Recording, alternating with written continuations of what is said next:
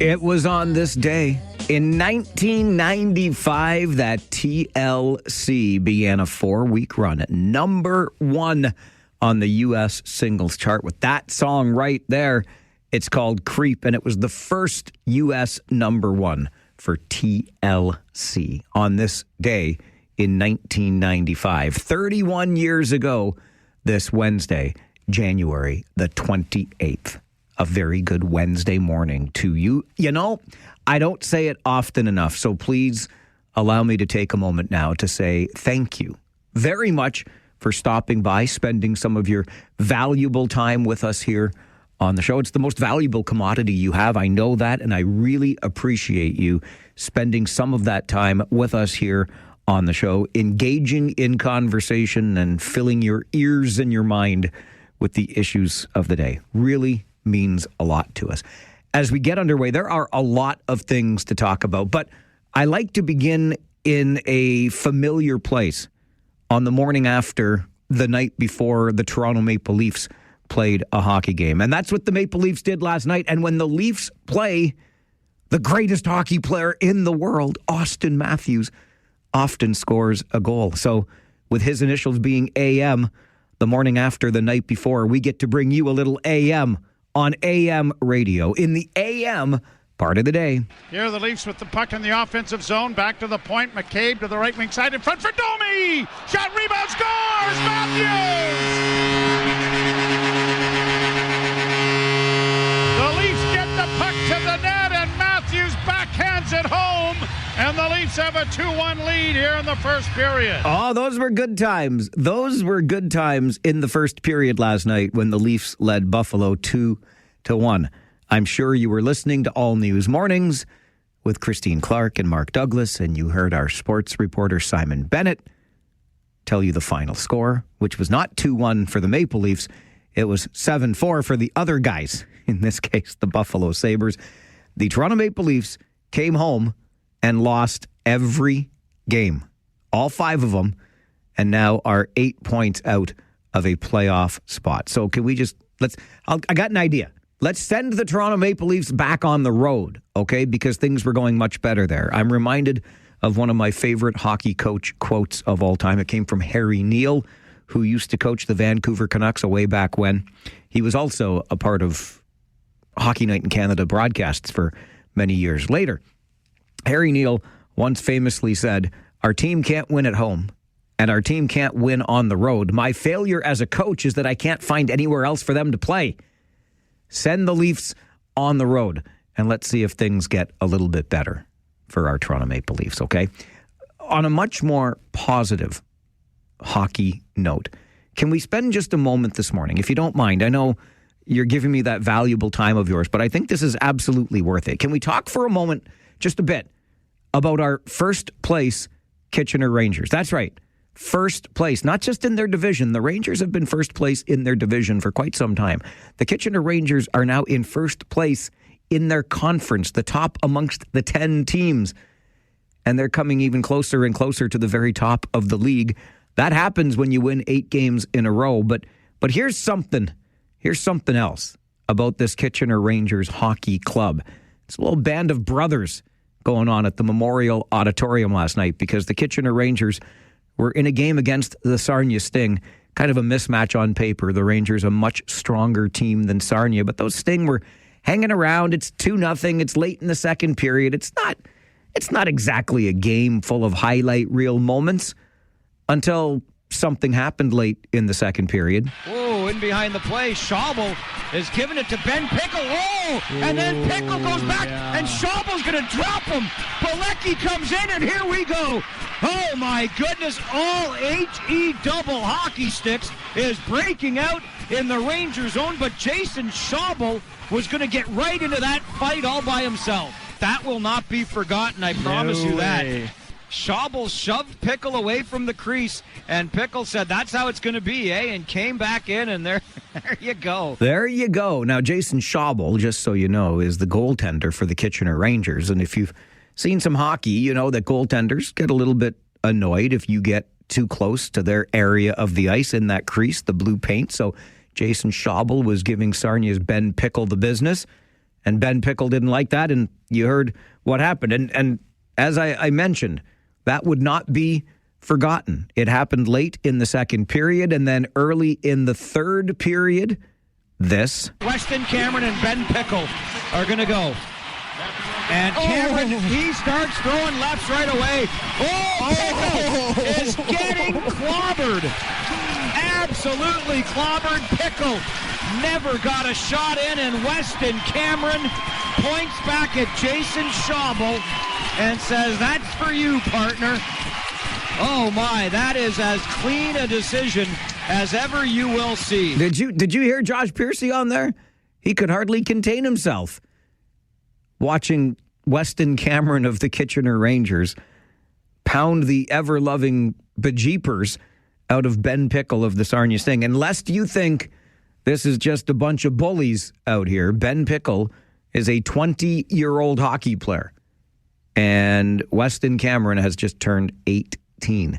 So keep that in mind. He's the younger one, our boy Weston Cameron, but he wanted to defend his goaltender from what happened last night late in the second period. And oh boy, did Weston Cameron lay a whooping on that young fella Ben Pickle from the Sarnia Sting. And then Jason Schaubel joined Josh Piercy in our post-game show last night. I think we all knew as soon as Wes came back in the room saying he wanted him, it was over for Pickle. Pickle would be really, really stupid to try something like that again after our Weston just killed him. There you go. That is a little summary of a hockey game that went much better last night right here in Kitchener as opposed to that thing in Toronto where the Leafs got punked.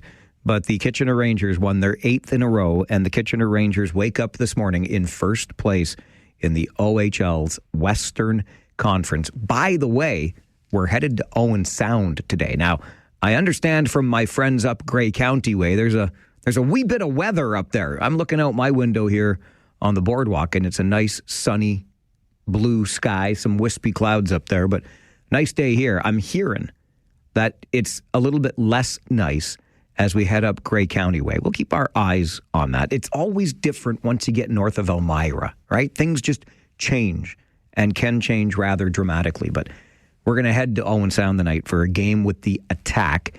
Rangers looking for their 9th win in a row, and Josh Piercy and I will have your Harris Law pre-game show at 6:30 tonight right here on your home of Kitchener Rangers hockey, 570 News Radio. Just ahead of your Farwell Show 5 for this Wednesday morning, Rosie and I were out for our afternoon walk yesterday after the show, and I got to tell you, I came across some sidewalks that had been so well cared for, I could not resist stopping and taking a picture. So I did, of course, took that picture of these incredibly well-maintained sidewalks and posted them on our Facebook page, facebook.com/The Mike Farwell Show. We complain a lot, and I understand why, about the poor performance of some people or some multi-unit buildings with out-of-town owners, who knows, but how rotten a job is being done in so many areas when it comes to snow clearance. But let's celebrate the gold standard set in some of these neighborhoods in Kitchener that Rosie and I were walking yesterday. Holy moly. Like, I have to stop and admire things like that because I'm a wee bit on the particular side when it comes to the way I shovel the snow, to the point that my beloved just rolls her eyes at me. But you know, as we continued that walk yesterday, and I had already taken pictures of these beautifully maintained, like clean as a whistle, it might as well have been July sidewalks, except for the huge snowbanks around them. But I felt seen, I felt heard later in that walk because Rosie and I came upon a gentleman who was out there. And remember, it wasn't exactly balmy yesterday afternoon, right? It was very cold, very cold. And this fella was out and he was giving her. And I've seen a few of you doing this as well, so maybe you also have.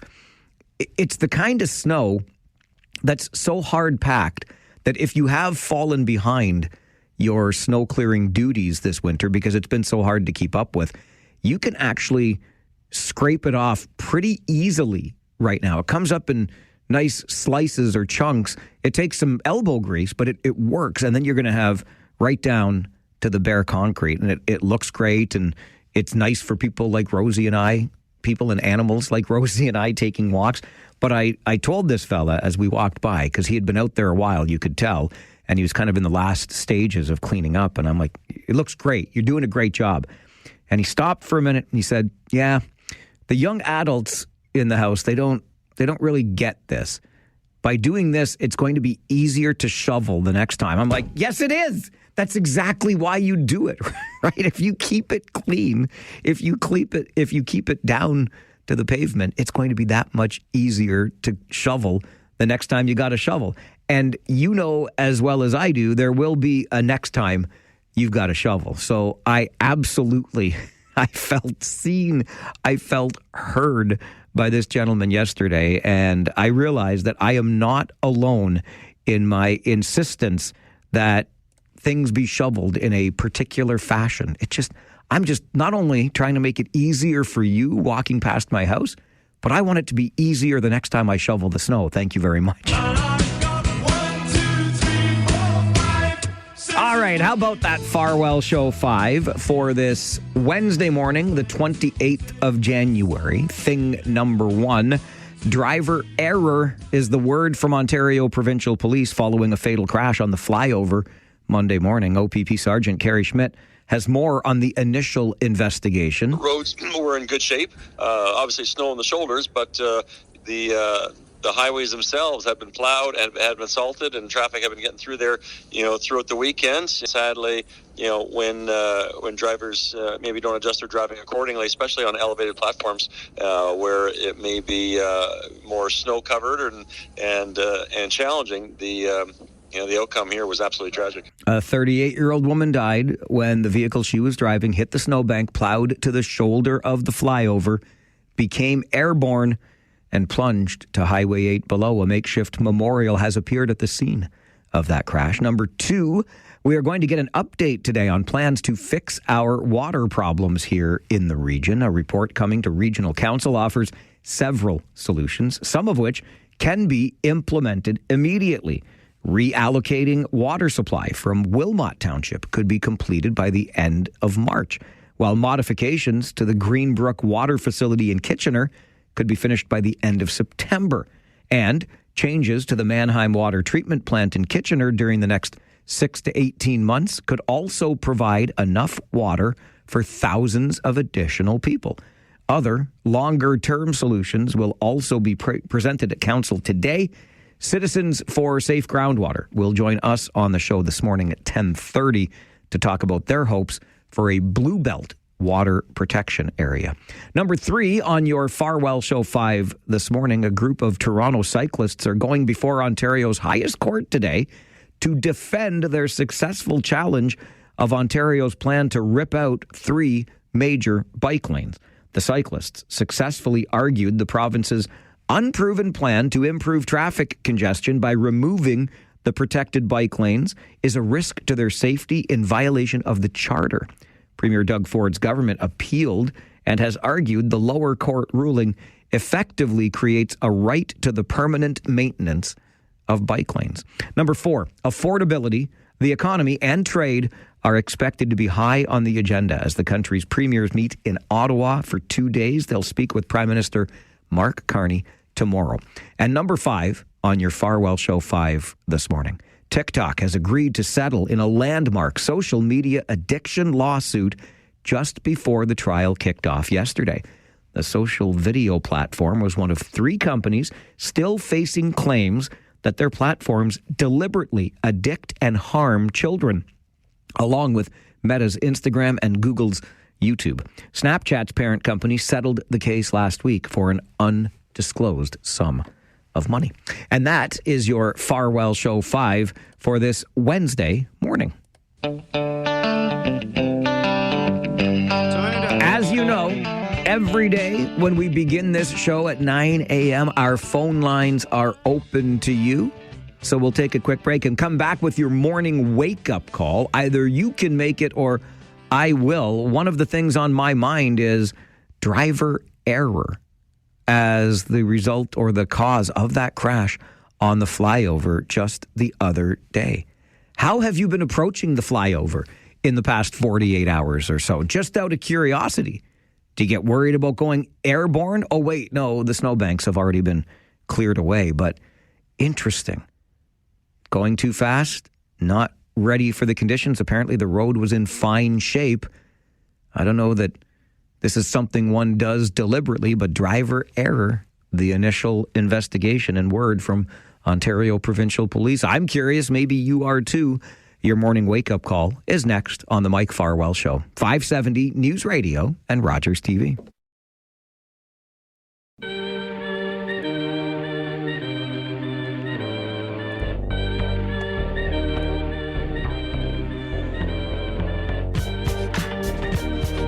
You are listening to the most interactive radio show anywhere in the region of Waterloo. Our phone lines open the minute the show begins every day. We don't shut them down until I go home at 1 o'clock. And every conversation is a two-way conversation. I'm never shy about telling you what I think, but I like to hear what you think about what I think or what you think on your own. That's what makes it interactive.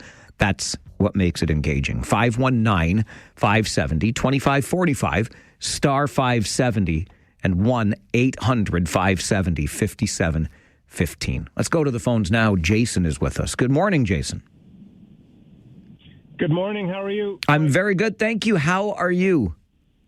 I'm excellent. The sun is shining, and that's good. Thank you, Mike, for all that you do in our community. And I just had one comment to make about the flyover mishap. Absolutely. I was on my way to Cambridge this morning, and as you know, if you follow that Highway 8, there's a second flyover as it goes on to the 401. Right, yep. Guess what? The snow is not cleared. It's a ramp there, too. Interesting. So the region didn't learn from that. They cleared the snow on the first ramp, but ignored the second ramp. Thank you for pointing that out, Jason, and hopefully we can get some action in that regard, because obviously you don't want that snow piling up there at all. Yeah, exactly. And you know what? Like a light vehicle, it doesn't take much snow to lift a light vehicle going at any kind of speed. This is what I was thinking too. Yeah. The other thing that came to mind too is, even so the road conditions in that particular day were considered okay. What if the road conditions weren't, and they weren't speeding? You would still go over with the snow the way it was. Yeah, it became as good a Dukes of Hazzard type ramp as could be, the way the snow was piled up. All right, Jason. It's really unfortunate that somebody lost their life there, but these things do happen. You don't want it to happen to. You just don't want it to happen, and I guess it is avoidable. But I appreciate the call. Stay safe out there today. Yeah, thanks, Mike. Yeah, take care. You too. Thanks, Jason. So I just want to reinforce one thing that's really important here, in my mind for sure. It's not the region that is responsible for clearing the snow from the flyovers. Okay, and I say flyovers plural because, Jason, great reminder. I would say it's a much more gradual flyover going to the 401 from 8 than it is from, that would be 85 South. But, anyway, the one where we had the tragedy is it feels to me anyway like when I'm driving it, it's a sharper sort of turn there. But I think so. Anyway, it's not the region's responsibility, and I find it really curious that immediately after the tragedy, suddenly then we could get the crew there. A crew shows up in a heartbeat. I wish, like, clearly in an emergency it can be done. At what point did we notice that the snow was such that it was a real danger? Couldn't we get somebody out there to, with urgency, clear it away? But I wonder, because it was cleared on the flyover where the awful tragedy occurred, I wonder if it's a different contractor that's responsible for that other section. I don't know that, but I do just want to make it clear that it is a provincial responsibility, not a regional responsibility because those are provincial highways. Hence the OPP investigation. Brad, good morning. Hello? Hello, Brad. Hello? Hi. Okay. Hey, Mike, how are you? I'm good. How are you? I'm not too bad. So, listen, I was on 85 South that morning. I also live in Waterloo. I'm kind of a little bit upset right now that they're saying the road conditions were fine, because I never felt safe on 85 South that morning from the time I got on the Northfield and to the time I got off on Portland. Normally I would take the flyover, but the OPP had it closed. And I'm going to tell you, in my opinion, 85 South was an absolute sheet of ice that morning. It took me 1.5 hours to get to work. It normally takes me 20 minutes, and I saw 7 accidents on the way in. 7, Mike. It was not okay. I was in the far right lane doing between 60 and 70 the whole way, and every time I got the car up to 70, I felt like I was going to lose control. I saw another driver, 1 lane over, in a van, panicked with how slippery it was, came to a stop and went over 2 lanes because he was so scared of how slippery it was. So I couldn't disagree more with them saying that it was salted. It was not salted. It was not sanded. I'm a driver for work, and I drove 500 kilometers that day, back roads, country roads, side roads, and 85 South was the worst road I was on all day long. Brad, I appreciate that. And I got to run to get to a traffic report for you and an update from the 570 News Center. But I will say this, I'm feeling every bit of that in my bones too. This salt shortage has got me freaked out a little bit. Our roads are slippery.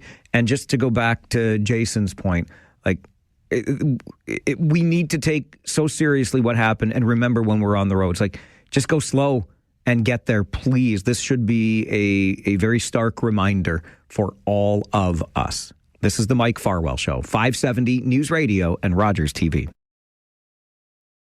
TV.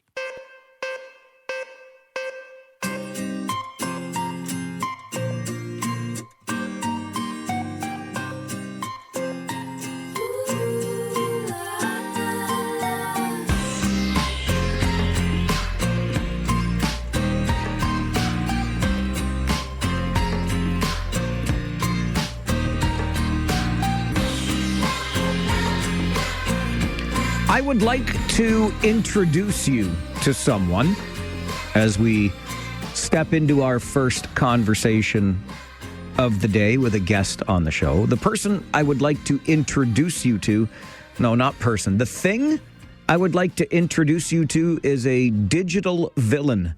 That's the name given to these AI-generated cartoon characters created by the city of Cambridge to get messaging out to residents. The first of these characters appeared almost a week ago, last Thursday, to be exact, the 22nd of January. His name is Ivan Impatient.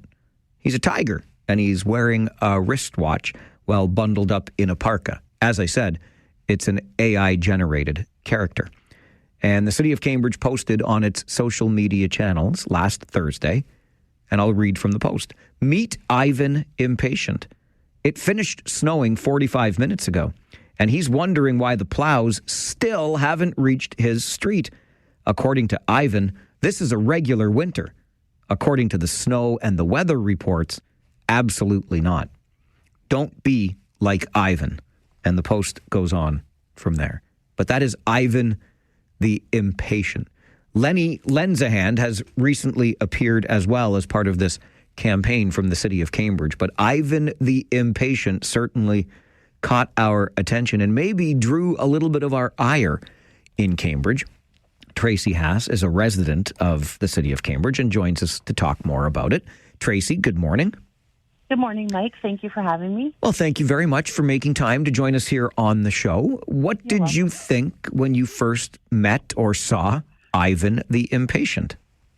Well, I kind of thought it was a bit ridiculous that the city has time really to look up AI-generated characters, and when there's so much other things that they could be doing with their time and their money. And saying the 45 minutes that people are going, 45 minutes, my roads aren't plowed. Like, nobody's really been that impatient about it. Like, it's been days, and some people are saying it's a good week before their roads or streets are even touched in their neighborhoods. And even like some of the basic roads, main roads, aren't even been cleared that in a timely manner that we feel that they should be. And I just feel they're kind of mocking us as residents.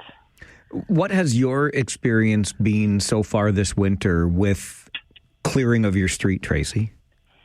It's really not been great, Mike. Like, my husband is wheelchair bound, and the streets, some of our streets like around us are city owned, some are region owned. We're really still trying to research which is which, so we know who we need to be in contact with, because even the sidewalks are not clear, let alone if the roads, it's not safe for him to drive his wheelchair on the road, but say he couldn't get on a sidewalk to get where he needed to go on a road is not safe on a good day, let alone if there's still some snow cover on it.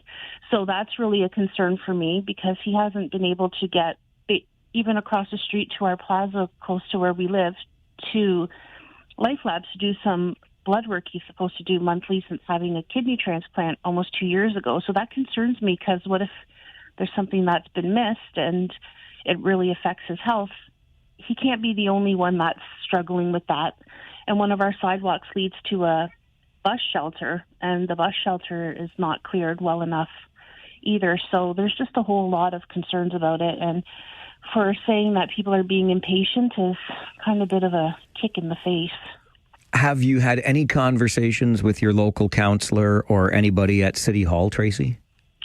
Well, we haven't talked to anybody directly yet at City Hall. It is hard to get hold of anyone at the city. Like, they'll put these posts on, and then you want to say something to them, but they don't have their comment section open, so nobody can basically answer back or share their concerns, maybe a frustration or two.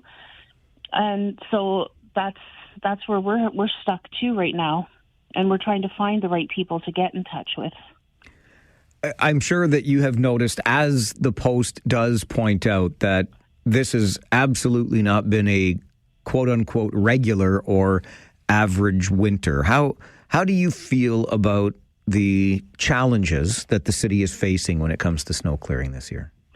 Well, I agree. It hasn't been it has been a challenging winter, but it's because we just haven't had winters like this for a while. I grew up here in Cambridge, and these are winters kind of that I remember as a child. So it's nothing new to Canada. Like, we know that this is just really what happens.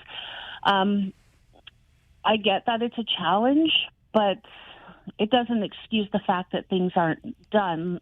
I know people are talking about a salt shortage, but I just don't understand how that can affect them plowing a road. You still have to clear salt or not. So that's a confusion there for me. I don't know if it's just kind of an excuse, because if there is a challenge, I feel that they should be working extra hard to try to figure out how to problem solve that so that residents are being safe.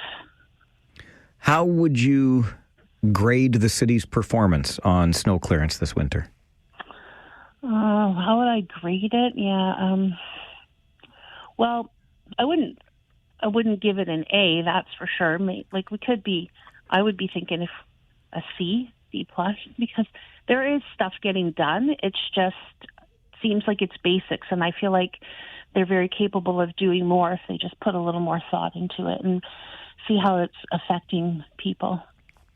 Tracy, I really appreciate the time you've made for us on the show today. Thank you very much for being here. Okay, thank you, Mike. Enjoy your day. Bye-bye. You too, bye. Tracy Haas is a resident of the city of Cambridge. Her husband, wheelchair bound. You know, that reminded me, I can't believe I forgot to mention this at the beginning of the show, but just thinking of somebody who is in a wheelchair and can't get by on a sidewalk, where might they go? And we've seen this winter over winter over winter, haven't we? They often end up on the road at risk of life and limb, but still out there on the road because it's the clearest space for them to be. Well, wouldn't you know, while Rosie and I were out on our afternoon walk yesterday, I saw a mother pushing a stroller on the road. Same idea, right? The sidewalk just wasn't cutting it. But let me tell you something. That road was not cutting it either. This woman was struggling and struggling mightily. And wouldn't you know, when she got to the end of her driveway and wanted to turn into it to go up towards the house, of course, the driveway was so filled in because the plow had actually been on that street at one point, and she got stuck. And this woman was in full-on tears.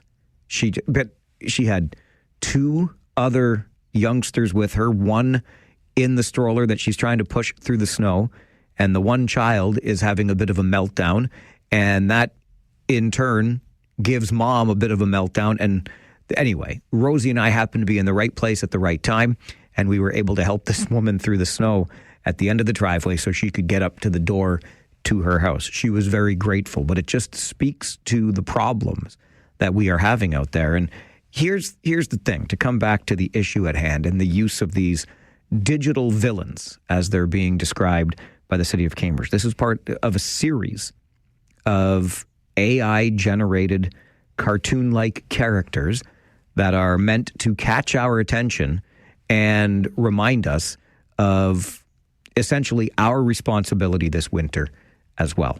So I'll go back to the original post from the city of Cambridge. Meet Ivan Impatient. It finished snowing 45 minutes ago, and he's wondering why the plows still haven't reached his street. According to Ivan, this is a regular winter. According to the snow and the weather reports, absolutely not. Don't be like Ivan. Crews continue to work around the clock on over 1,200 kilometers of roads. During a snow event, it takes time to clear them all. We start with main roads, bridges, hills, transit, and emergency routes. Our amazing staff continue to get to you, braving ongoing, challenging weather and long shifts. Shout out to the plow operators. Depending on conditions, there may still be some snowpack on residential roads, even after the plow has gone through. Be safe, be kind, take your time, and drive according to conditions. That's the post introducing us to Ivan the Impatient. And look, if we're being honest here, and that's the way we like to be on the show, if the snow finished 45 minutes ago, who is looking for a snowplow by then? If we're lucky enough to be out and already clearing our snow, I would submit to you that we don't want that plow down the street, do we? Because it's just going to fill in the end of the driveway and give us more work to do. I think it is a little bit off tone. I like the message at the end. Listen, residents, we're doing 1,200 kilometers of roads. Staff are working long shifts. Shout out to the plow operators. Here's how we go about the business of clearing. We do this, we do that, we do this, and eventually we'll get around to your residential street. I think that's all fair. But to suggest that somebody is so impatient they want a plow within 45 minutes, when some people are saying, listen, we haven't seen you in days, I think you might be missing the mark with tone there. And you know me, far be it from me to praise the city of London, but wait until I share with you how London is communicating with its residents around this winter weather. But I'd like to hear from you, so let's get to the phones, take some calls before a break. Vic is with us. Good morning, Vic. Hey, good morning, Mike. How are you? I'm all right, thank you. How are you? I'm good, thank you. Good.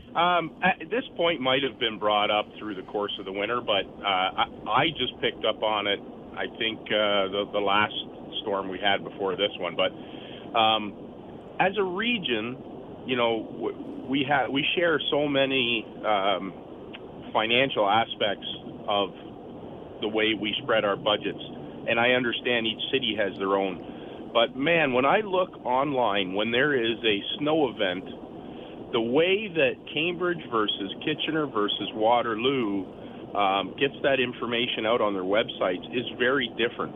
I mean, you have to go looking for it to find it, I think, in Cambridge. Actually, Waterloo has an interactive map that actually shows every road in the entire city color-coded based off of how long ago it was plowed, if it had been plowed. Like, we don't have that in Cambridge. Kitchener doesn't have that. So I don't know why that isn't something that could be implemented as a region. Vic, I love where you're coming from. I really appreciate that call. And let me just use it again to sound or make the call for one level of local government, or at least, hey, if this technology exists in Waterloo, why isn't it being implemented region-wide? If it is, why is it harder to find on the other cities' websites, etc.? Great point. Paul, good morning. Yabba dabba doo. Good morning, Mike. How's it going? Hey, Scooby, it's going great. How's it going with you? It's going really great. Oh, wait, that was Fred Flintstone, not Scooby-Doo. It's okay. It's all in the same memory bank. That's right, it is. So I heard on the news the other day that Alan Alda had a little mini MASH reunion, and he's like 90 years old. He's like, listen, I want to go to the beach. So he grabbed Radar, he grabbed Klinger, and he grabbed BJ, and they went to the beach. Two of them had wheelchairs, and guess what? They got stuck in the sand. They asked a lifeguard for some help, and he got them beach tire wheelchairs, and they eventually had a great day. So when you're out in the winter, you have to have the right gear to travel the conditions. And when I had stroller-aged kids, we had the umbrella stroller, and then, of course, we had the Valco Super Duty tire stroller that could go on sand, it could go on snow. You have to buy the gear for the conditions. So, dress appropriately, be warm, tuck in your pant legs, and get out there with your boots and do what it takes to get where you're going. Paul, I hear you, and I can get behind this. I can. There's no such thing as bad weather, only inappropriate clothing. And by the way, do you know what else is inappropriate in the wintertime? Anything but winter tires. Don't give me your all-season happy crappy. I'm not buying what you're selling. Get winter tires on that vehicle. And I hear you. There is an onus of responsibility on our parts when winter comes. It sucks all around. Maybe a cartoon character that's saying, it's been 45 minutes since the snow stopped. Where's my plow? Might be striking the wrong tone. I don't know. City of London, I think, struck the absolute right tone. I'll share that with you and take more of your phone calls on snowstorm messaging in our region this winter. It's the Mike Farwell Show on 570 News Radio and Rogers TV. Nobody's really been that impatient about it. Like, it's been days, and some people are saying it's a good week before their roads or streets are even touched in their neighborhoods. And even like some of the basic roads, main roads, aren't even been cleared that in a timely manner that we feel that they should be. And I just feel they're kind of mocking us as residents. Tracy Haas is a resident of Cambridge, felt as though Cambridge's messaging around all of the snow and the difficulty clearing it from roads, etc., was a little bit dismissive, almost insulting. Ivan the Impatient, who calls for a snowplow 45 minutes after the snow has stopped, because it's all about Ivan's neighborhood, right? And of course, you might be Ivan, so you're feeling that. You're feeling that viscerally. I have it on good authority because I've told you this before. When you share your opinion on this show, it is heard by the people who hold the levers of power in this community. And I have it on good authority from somebody listening this morning that it's not just Cambridge who gets those calls, and that would make sense, right? About where's my plow? And they actually do come in very early after the end of a snowfall. People are calling and calling and calling and saying, where's my plow? Now, I get it. I think as the city, somebody has to take the higher road here, and maybe the cartoon Ivan the Impatient is not the way to go. By the way, to Paul's call earlier about that map that the city of Waterloo has showing where plows have been and where they're going, City of Kitchener also has that map on its website. I'll bet you somewhere on Cambridge's website it's there. And maybe in their messaging, the City of Cambridge could share that instead of an AI-generated cartoon character. Or maybe they could do what the City of London does. And you know me, I'm no fan of the City of London for a variety of reasons. However, listen to this and tell me what you think, as opposed to Ivan the impatient saying, the snow's done for 45 minutes. Where's my plow? This is what London sent out in its messaging. It's been a long winter, London. We know. You know. Your snow shovel definitely knows. And it's still only January? And now, to add to the fun, the province-wide salt shortage has finally made its way to London, too. Yes, even though we stocked up early. Yes, even though we tried really, really hard to stay ahead of it. Winter in Ontario simply said, cute. Here's what's happening. Salt is taking a bit of a back seat for now. The extreme cold means it's not very effective right now anyway. And supply is limited across Ontario. So here's what you can expect. I like this. Directly to the resident. Beginning this weekend, our crews will be plowing major roads more frequently to reduce the need for salt. We will also be using more sand in combination with salt to reduce our salt use. Scraping to bare pavement is tricky right now, but traction is the goal, so sanding and plowing will take priority. Our focus is first on roads with schools, hospitals, and bus routes. We will try to get to residential streets as soon as we can, but we may need some extra time. And then London goes right to the residents. Here's what we're asking from you. Take a deep breath before you grip that steering wheel. If you have to travel, please be safe. Plowing and sanding will continue to improve traction, but roads may still be slippery. Show a little winter solidarity with our crews. They're battling the same snow and cold that you are. We're right there with you, London. We're all in this snow globe together. Not a bad message from London, perhaps one-upping Cambridge on the snow messaging. This is the Mike Farwell Show, 570 News Radio and Rogers TV.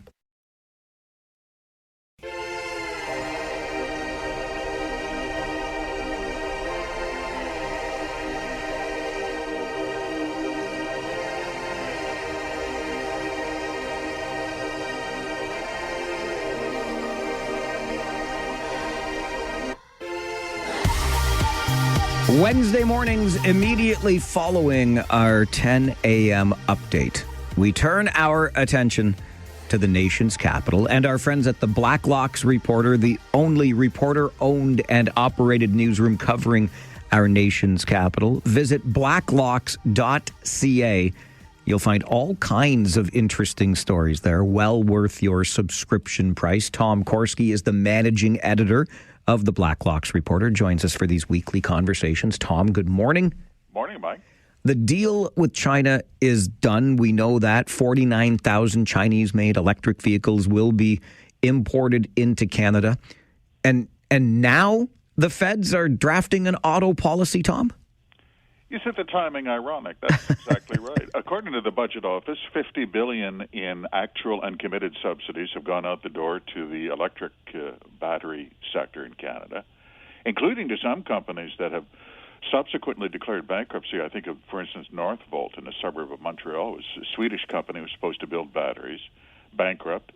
They got a $1.3 billion subsidy commitment. What happened to the money? The Budget Office has been trying to find out ever since September. And there was the famous Chinese EV deal, though Chinese automakers were accused by the Finance Department of predatory trade practices. And now, Cabinet says we're thinking of having an auto policy, to which one Liberal member, Ms. Gould from Burlington, who represents some auto workers in her constituency, I can't wait, she said. I'm excited to see what our auto policy is, she told reporters without irony. So, barn door open, horse is gone, now it's policy time. Now it's policy time. Yeah, exactly. Okay, along a similar line, Elections Canada, survey of candidates from the last election, 49% of whom believe there was some kind of foreign influence on voters? 49% suspected there was dirty money in the campaign, foreign contributions. That's a felony. Almost half of candidates surveyed by Elections Canada said they believe there were illegal foreign campaign contributions in the last election. A serious crime. People have gone to the penitentiary for less. Isn't that an extraordinary finding? The survey, commissioned by the agency, not conservatives, conspiracy theorists, by Elections Canada, found a majority said, oh, sure, there was foreign influence trying to impact how Canadians would cast their ballots. In one case, famously, a Conservative candidate, Don Valley North, the Toronto riding, Joe Tay, podcaster, was told by the RCMP to suspend his campaign because of serious threats on Chinese social media. They have a problem, Mike, and they're just not getting on it. And when you have candidates, 49% of anybody, could be minor hockey, saying, yeah, I'm pretty sure there's crimes committed when we play our games. Oh, wow, you want to get on that, and they're just not getting on it. Something that Prime Minister Carney did get on this week is a little bit of a tax credit to help out lower-income Canadians with their grocery bills. I mean, we're not heading towards some sort of spring or summer election, are we, Tom? Perish the thought, he told reporters when asked that question over and over. The problem he has is the cabinet earlier in 2025 introduced a bill for instance, an income tax cut that would cost about $6 billion. It hasn't passed Parliament yet. He's having a terrible trouble getting his bills through committees, Mike, where the NDP, which was so often the hinge vote that went with the Liberal caucus, is off committees because they lost party status. It's a big problem. And so the Prime Minister, may want to arrange some sort of election. I personally think there will be an election. I don't think it's going to be his call. You can sense the dysfunction building like a pot of water boiling in this Parliament. But they are not getting bills through. And indeed, when he was asked, hey, is this grocery giveaway? Is this some sort of scheme? Oh, no. No.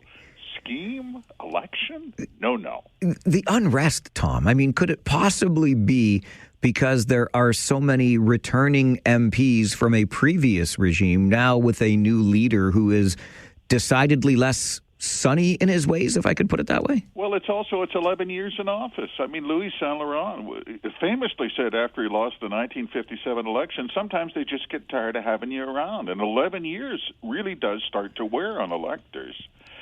Paul Martin found that out. He thought he was a new prime minister, too. And the voters said, no, you guys have been around since 1993. That's a long time. And so you get confronted with all your mistakes and your errors. They're just human. They're not infallible. And all the chickens come home to roost, and it gets tiresome. Okay, you mentioned committees before, and I want to go back to that because the Liberal committee hearings into what was touted as a bill on anti-Semitism, those hearings have been suspended, Tom. Why? What's going on? This was Bill C-9, and it had a couple of interesting clauses, and my 2 cents was a fairly innocuous bill, but it got away from Cabinet. This was to ban public displays of swastikas, and it was to ban obstruction, for instance, of an entry to a synagogue, if an act of intimidation. What happened when it got to committee was some Liberal MPs made unfortunate comments about a provision that was proposed by bloc members to permit hate speech prosecutions when reading Scripture. This was specifically targeted for an incident in Montreal in which a Muslim leader held a Death to the Jews rally on the streets of Montreal under the pretext of reading the Koran. This got away from Cabinet, and all of a sudden the Canadian Civil Liberties Association said, is this a censorship bill? There's been filibustering on that bill. It's going nowhere. There's a huge takeaway. You know, we talked about bills. Mike, so help me. They will not get anything passed unless the Conservatives and bloc members on those committees are willing to get them passed. And I mean every committee, morning, noon, and night. That gets very frustrating if you're a prime minister who wanted a majority. Interesting times for sure. One more I need to ask you about before I let you go this morning, Tom, because we've touched on it before. And I think many of us will remember the promise because it was so ambitious. 2 billion trees to be planted in this country. How's that going for us? Not so well. You know, there was a question as to how many trees were planted and what did it really cost. And it is fascinating. Only now we see the figures. Didn't come close to 2 billion trees. This is disappointing for you, I know, Mike. There was only 174 million trees planted. You say, well, that sounds like a lot. No, the forestry companies plant about $600 million a year as a condition of logging on Crown land. What did this dog cost us? $488 million. It's gone. You've never seen that? $488 million again. It's all gone. Sad. Sad indeed. $500 million just like that. Tom, keep up the great work. Good to chat with you. Thank you, Mike. Tom Korski, managing editor at the Blacklocks Reporter. I mean, imagine having $500 million kicking around. 174 million trees does sound impressive until you realize that 600 million are being planted by forestry companies. But that was the pledge, 2 billion trees. And we spend $500 million and don't even get close. The kinds of stories we get from the Blacklocks Reporter. Tom Korski, the managing editor there, joins us every Wednesday morning at this time to bring us up to date on those stories. And you can check the site out for yourself. I strongly recommend it. blacklocks.ca. You'll enjoy what you read there, and it's well worth the price of a subscription. Just before we head to a commercial timeout, let's talk to our friend George. 00 George, Farwell's Force member number. Good morning. Good morning, Mike. And you know I usually keep it quick. That's okay. Listen, you got as much time as you want. You know, the commercials, they're going to be here, and it just gives people a reason to get upset with me. So you take all the time you want, my friend. Thank you so much, Mike. I always try to be quick. I know everybody wants to get on. What amazes me is you have him on every week, don't you, Tom? I can't pronounce his last name. Korski, yes. Korski. You have him on every week. What amazes me is we keep voting these liberals in every week. They're exposed for what they've done or haven't done, or money abused and used, and yet we keep voting them in. It just blows my mind. George, I thank you for the call. And that's one of the reasons, obviously, we bring Tom on, not to influence your vote in any way, but at Blacklocks, they are doing some reporting that not everybody does. Look, resources are thin, but this is a reporter-owned and operated newsroom in Ottawa that focuses on these things. They've got some experience. Like, Tom has decades of experience here going through committee hearings, understanding the minutiae of all of this. So I think it's informative. And to George's point, you know, wow, we hear this every week and we keep voting them in. That's what really caught me on the question of whether or not this grocery tax credit is a pre-election ploy of some kind. Not that the Liberals are interested in an election right now, probably, but might there be enough saber rattling? Although you heard Tom refer to the unrest that continues to bubble up within the Liberal caucus right now. But who knows? 11 years for one government, regardless whether you change the leader, is a long time. Voters tend to get weary. So maybe as Pierre Poilievre faces his leadership review as the federal Conservative leader, maybe, just maybe, there is an inkling on the part of the opposition in Ottawa to trigger an election. We shall see. You can't draw the line, though, between our tax break for low-income Canadians to help with the cost of groceries and any sort of pre-election goodie. No, that's not the case. By the way, we're working on getting Sylvain Charlebois on the show tomorrow to talk more about that tax cut to help us with the price of groceries. Because I don't know about you, but I feel as though it kind of misses the mark a little bit. If the price of food is a problem, why don't we go to the source and look at why the price of food is so high? I'm not saying that lower income Canadians don't need more support, but why don't we just give them a tax cut anyway and help out the rest of us with an essential item? Like, why is food so expensive? Do you want to dive into that a little bit? All right, we are going to take that break. When we come back, St. Jacob's Boy still holds an NHL record. Half a century after he set it, not even Wayne Gretzky, the greatest hockey player of all time, could touch this St. Jacob's Boys record. And did he tell a story yesterday? I'll tell you what, if your heart is as cold as mine, it's about to be melted. Stay with us. The story's coming up on the Mike Farwell Show. This is 570 News Radio and Rogers TV.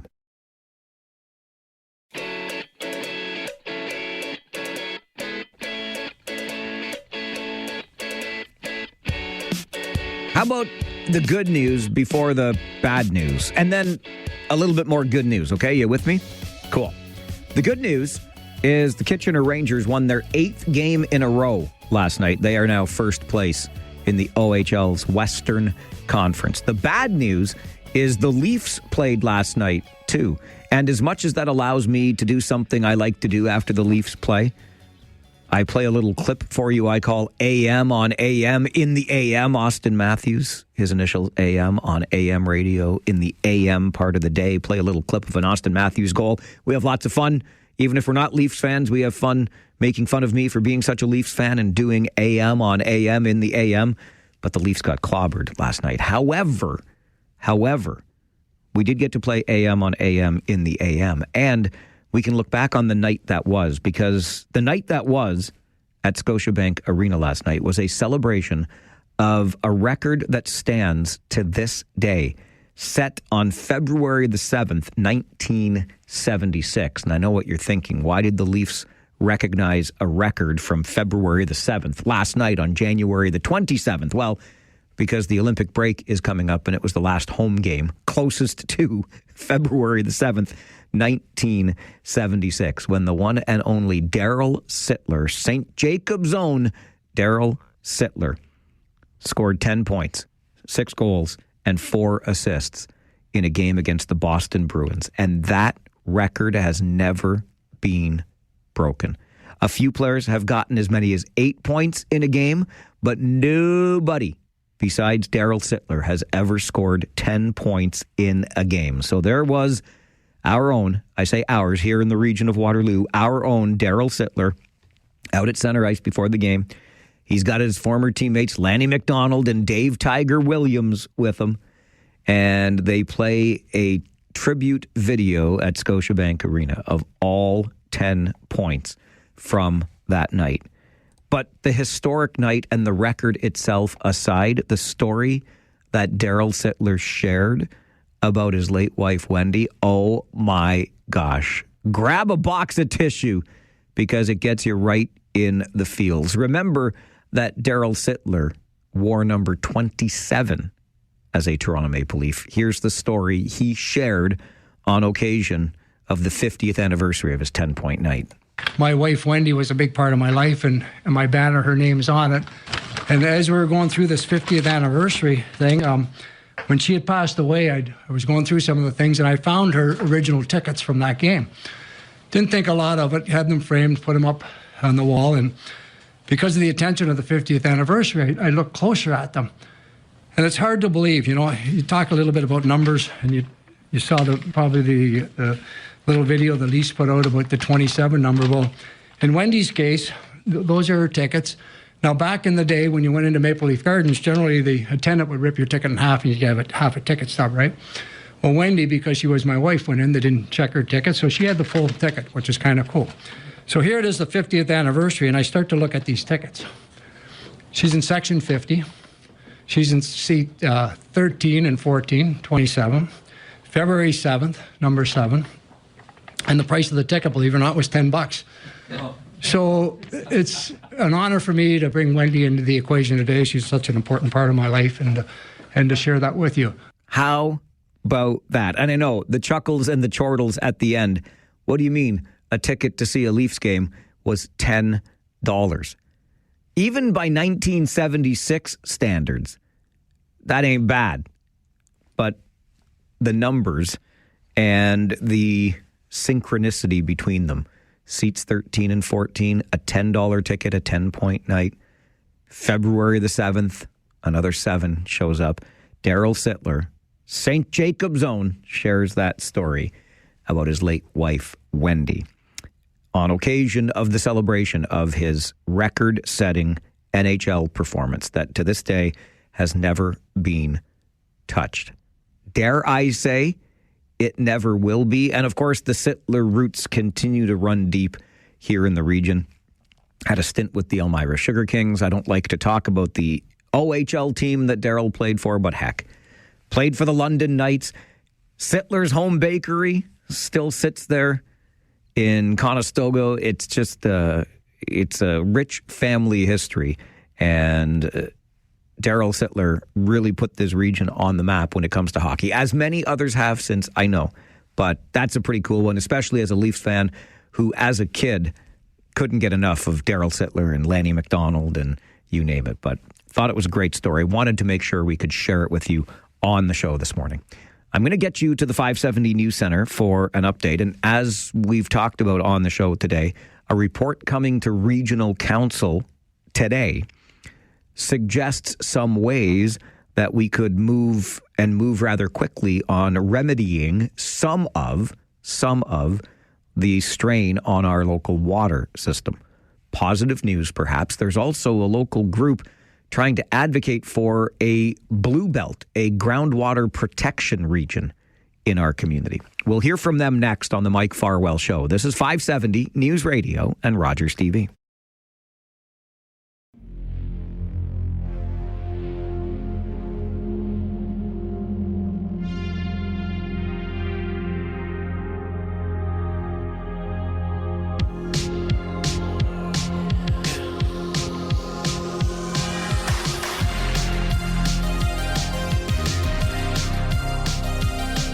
Perhaps we can feel some optimism today because of that report coming to Regional Council, suggesting that there are ways, and some pretty immediate to very near-term ways, to move forward with this water supply issue we are currently experiencing in the region. But bigger picture, are we putting too much strain on a very unique groundwater system, and really perhaps thinking too big for what our precious resource of water can provide us in the future?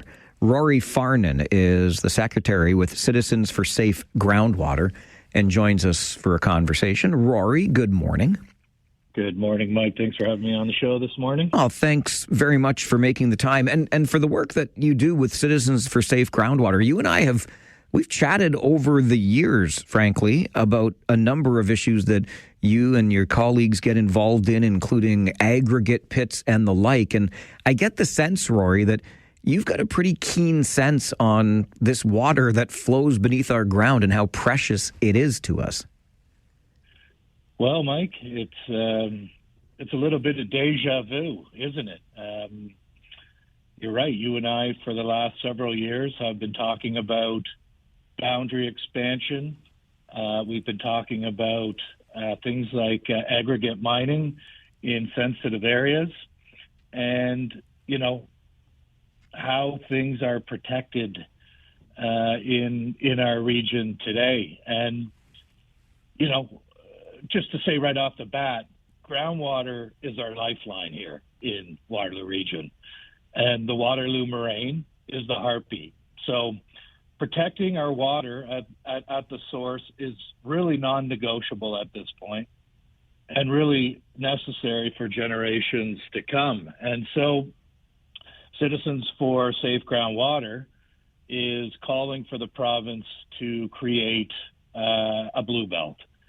And what we're calling for is legislated permanent protection for the Waterloo moraine, and of course all the vulnerable groundwater areas that comes along with it. And you bring up our discussions about aggregate in the past. Certainly there are two examples that I did want to bring up with you this morning. One of them, of course, we can start with is the Hallman Pit. And while I'm not here to relitigate the Hallman Pit, it's a great example that that piece of property was source water protection area, regional recharge area, regional wellhead protection zone, and protected countryside. So it really had a laundry list of protection designations, yet at the end of the day did not have enough teeth for that license to take place. And so now they are operating on those sensitive lands, which obviously is going to potentially increase the risk of contamination. The second example, Mike, that I think is important to point out is the Southwest lands in Kitchener. As we're all familiar, the region of Waterloo had tried to protect those lands because of their importance to recharging the aquifers. Doug Ford decided to go to the lower tier municipalities directly and ask them if they wanted to open up more land. Of course, they said yes. And now we're looking at the prospect in Southwest Kitchener of a residential development over top of one of our sensitive recharge areas. So essentially what we want to call for at this point, Mike, is legislation that is going to prohibit these types of activities in areas that are absolutely vital to recharging the Waterloo moraine, which, if I'm not mistaken, Mike, one of the things that the region is going to talk about tonight is pumping more from it. So there's not enough discussion happening about what we're doing at the source. And, the region has been a leader, certainly over the last several decades, in trying to protect our groundwater assets because they do understand the significance of it. But unfortunately, time and time again, we see examples where basically it gets skirt-tailed by developers either going to the OLT, getting minister zoning orders, or in this case, getting boundary expansions and not respecting the work that the region did in its official plan. I think when it comes to a blue belt, and you sort of allude to this in the Southwest Kitchener boundary expansion point you made, Rory, but we can all intuitively understand the green belt. We've heard of that for so long now. Obviously, legislation protects it. There was the Greenbelt scandal, if you will, early in Doug Ford's time as premier. That is an area where development shall not happen. So if we were to legislate a blue belt that would, among other things, protect the Waterloo moraine, are we developing at all anymore in this community, or are we done? No, I think we're still developing in this community, but we obviously have to be smarter in the ways in which we do develop. And, the core objective of the Blue Belt, whatever you want to call it, is quite simple, Mike. Protect the land that protects our water permanently. There's a lot at risk here. Development on the moraines recharge areas reduces infiltration. It increases the risk of contamination, and it puts more strain on our aquifers. So if we want to grow, Mike, and what I'm hearing so far is more, grow. But when it comes to the actual source of where we get our water, and without water, there's no growth, it's, let's just hope it works. So, there's two comments that I know you've kind of raised over the last couple of weeks.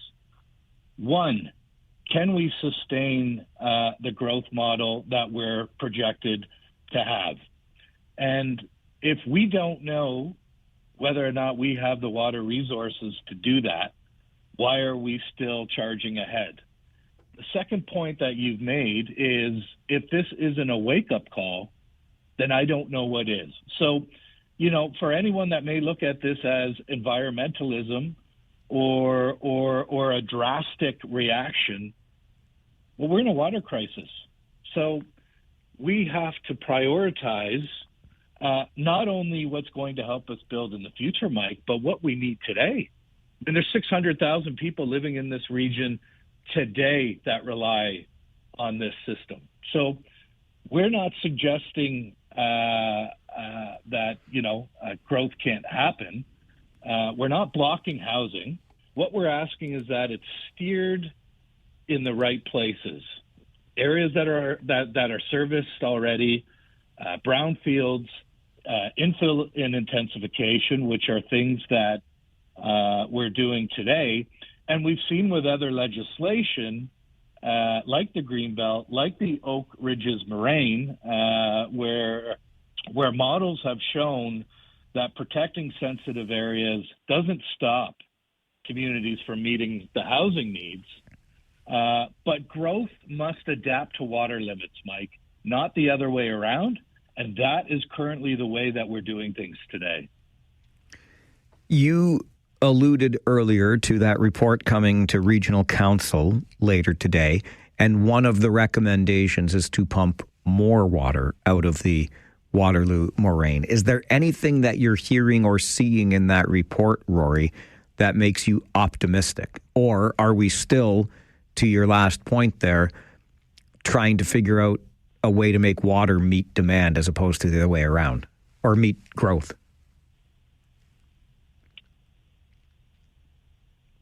I think, suggesting that we just continue to pump more isn't the only answer. It is a short-term fix, but it's very alarming to consider the fact that we already have strained aquifers, that the answer is to strain them even more. And some validation for calls for this blue belt by the region by suggesting that they're going to pump more water from Wilmot. One of the key pillars of what we're suggesting with this blue belt is to ensure that any undeveloped land encompassing the Waterloo moraine, specifically in Wilmot, where there's a large portion of undeveloped land under the moraine, is protected in its entirety from any development. I feel bad for our development community. I want to see development come to this region. I think growth in this region is inevitable based on our geographic location to the GTA and the fact that we're part of a thriving trade corridor between us and the United States. So we're in a very unique position, but we're also in a very unique position where we have right now complete reliance on, 80% reliance on groundwater, but 20% from the Grand River. Now, one of the interesting things about that, Mike, is that one of the streams of water that feeds the Grand River is the Nith. And there's a whole ecosystem within Wilmot that feeds the Nith, then feeds the Grand River. So the protection in Wilmot piece is vital because all roads lead right now to Wilmot, both from a primary and secondary water source. So, temporary solutions to get some of the development moving, I think, gets us past a certain point. But I am convinced that we are ignoring one of the biggest pieces, and maybe it's because of its reliance on the province. It doesn't not dawn on me that I'm asking the Ford government to place vital protections when it's the same government who has torn apart these protections. But what we're unfortunately seeing, Mike, is the region has lost its planning authority. It is a commenting authority, and that's one of the key phrases that I've heard over the years with certainly our battle with the Holman Pit. We are only a commenting agency. So what that comment leads me to believe is that we need to advocate to the province that these assets are vital for our growth, and without them, why are we even talking about growth? So, it's not, unfortunately, one has to come before the other. And quite frankly, Mike, water first. I could not agree more, and you present a very compelling argument. Rory, appreciate your time on the show this morning. Thanks very much for joining us. Thank you, Mike. Take care. You as well. Bye-bye. Bye-bye. Rory Farnan is the secretary with Citizens for Safe Groundwater, and they are advocating for a blue belt. Think of the green belt, except it's a blue belt to protect critical water sources, including our moraine here in the region of Waterloo. And I mean, it's difficult to argue, at least from where I'm sitting, with what Rory is positioning here, and that is we need to make sure the water is there to sustain the growth, not turn it the other way around and say, here's the growth, let's find the water. It kind of makes sense to me. I think it makes a lot of sense to me. I wonder how much sense it makes to you and the thinking or your feelings on the creation of a provincially legislated blue belt to protect critical water sources, much like Waterloo's moraine. Phone lines always open for your thoughts on the Mike Farwell Show. This is 570 News Radio and Rogers TV. And we've seen with other legislation, like the Greenbelt, like the Oak Ridges Moraine, where models have shown that protecting sensitive areas doesn't stop communities from meeting the housing needs, but growth must adapt to water limits, not the other way around. And that is currently the way that we're doing things today. I think that says it all, doesn't it? Growth must adapt to the water limits, not the other way around. We don't have to, or we shouldn't be making water adapt to growth, because water is the precious and finite resource. It's not infinite. As much as we like to think about all of the water that we have, and yes, of course, we can talk about a pipeline to Lake Erie and a seemingly bottomless then lake full of water. But there are ways, and we have had official plans put in place here in this region that have been the envy of Ontario communities, whereby we can still grow, but we can grow sustainably with the existing water that we have from our groundwater sources, which, by the way, makes us unique in this country. The Citizens for Safe Groundwater, of which Rory Farnan, whose voice you just heard is the secretary, is advocating for the creation of a blue belt in Ontario. Much like the green belt and lands that cannot be developed upon, the blue belt would protect critical water sources, much like our moraine in Waterloo. Let's go to the phones and hear from you on this. Lisa, good morning. Good morning, Mike. How are you? I'm good, thank you. How are you? Good. Good. That was very interesting, and I'm wondering about the way that he pinpointed Wilmot, and I can't help but think back to what they're calling the land grab, which is also in Wilmot, I believe. And my understanding, that, or at least what I heard, was that it was going to be for, what do you want to call it, digital storage, so computers and something for which they need a great deal of fresh water to keep it moving. So I'm just wondering if there was rumblings of this water shortage in Waterloo region that some of these people knew about before that land purchase assembly happened. It just really seems like that those two things are awfully close together, and someone should have known about that before that whole thing started. So just something I was wondering. Lisa, it's a great question, a great thought, and I'll tell you this about that. I went back and listened to or reread Regional Chair Karen Redmond's State of the Region address in 2024 because it was under the headline 1 million ready. So to me, makes perfect sense because we are now, of course, talking, and we have been for quite some time, about being ready for the 1 million person population we anticipate in the next 25 years. So what did the regional chair have to say in that 2024 State of the Region address?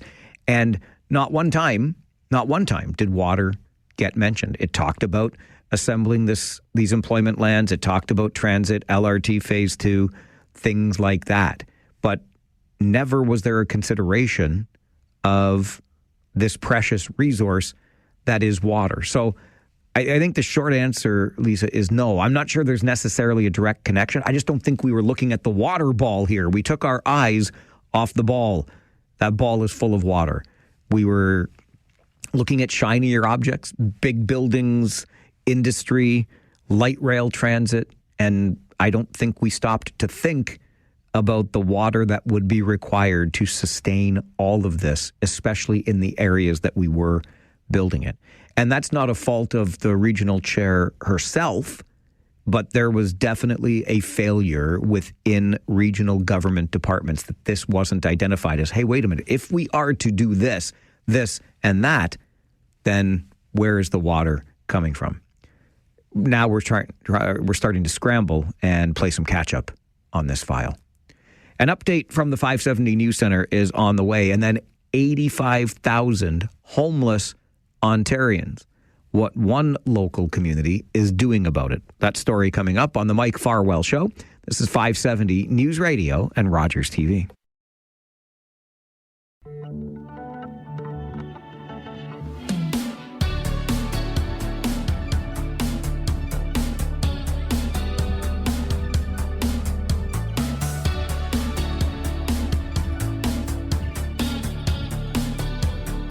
You may remember this note from the Farwell Show 5 week and a bit ago. It's okay if you don't remember it. Can't possibly keep everything in between your ears, but I'll just remind you about it right now. A report from the Association of Municipalities of Ontario telling us that at the latest count, there are 85,000 people in this province experiencing homelessness. And you know that large encampment we talk so much about in this region at Victoria and Weber in Kitchener? Well, that would be one of about 2,000 such encampments, that large and or visible or otherwise, but 2,000 such encampments across the province of Ontario, again with 85,000 people estimated to be homeless. That was the little note from the Farwell Show 5 a week or so ago. But what are our communities doing about it? Because 85,000 people across Ontario means virtually every community is being impacted.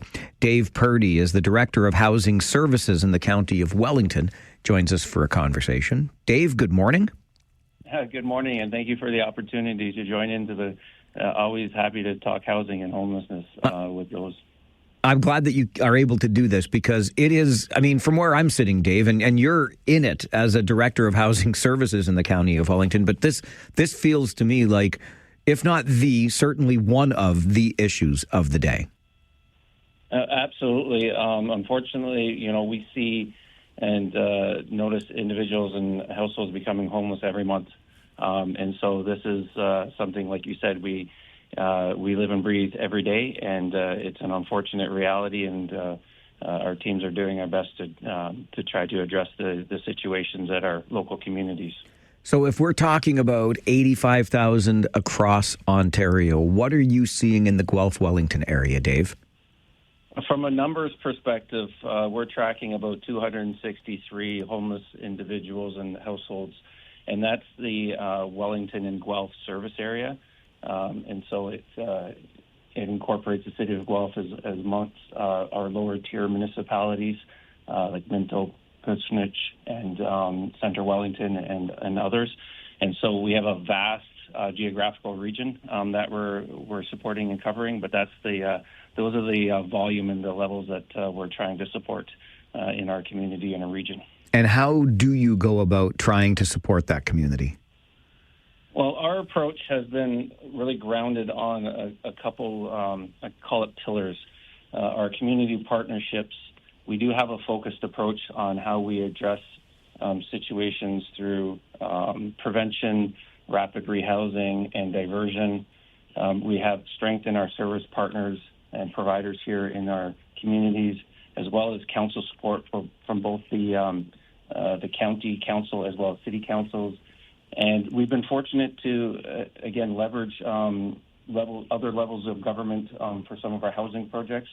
And like other communities, we lean on a coordinated access system in order to identify individuals and households that need support and matching them with services and or housing options. One of the things that I think is important to remind folks, Dave, is that what we're dealing with here in Ontario is, in some ways anyway, unique in this country, because Ontario is the only province in Canada or territory that downloads the responsibility for social housing onto municipalities.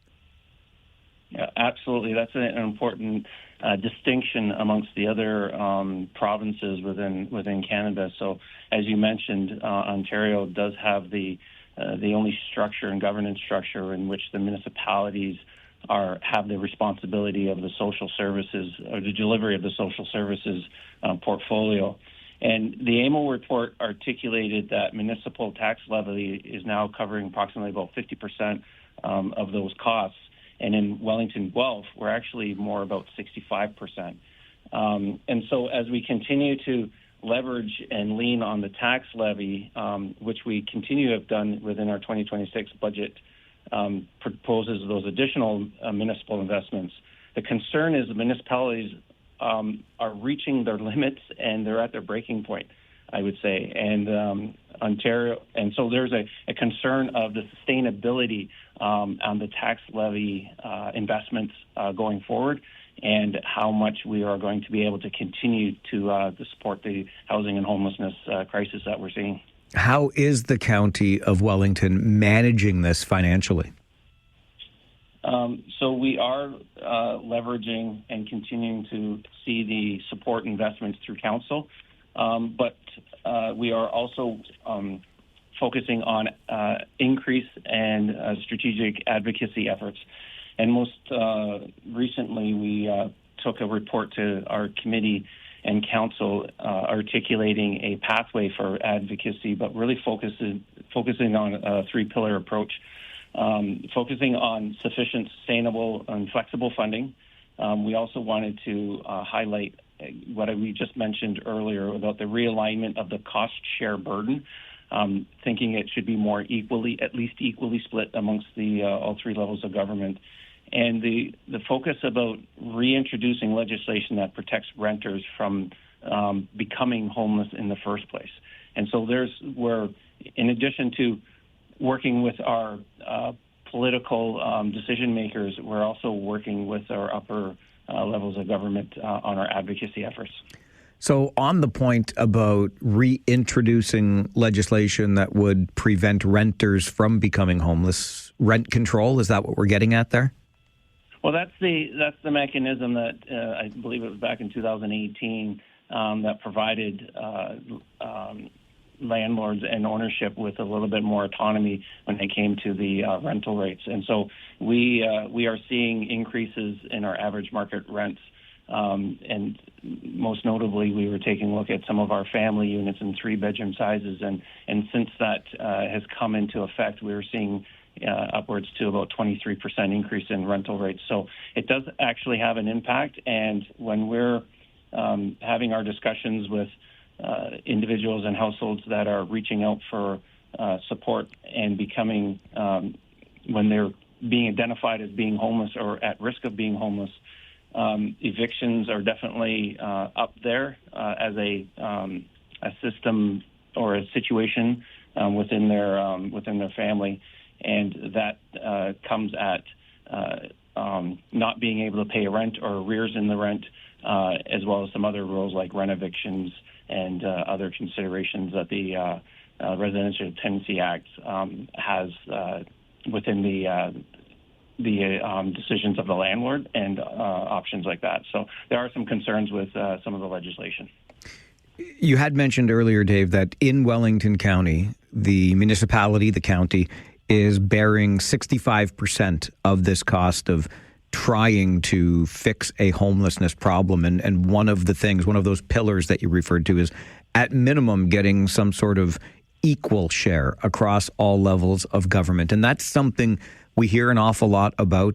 I've certainly been beating the drum for what it's worth that other levels of government have got to get involved in this because municipalities cannot fix it on their own.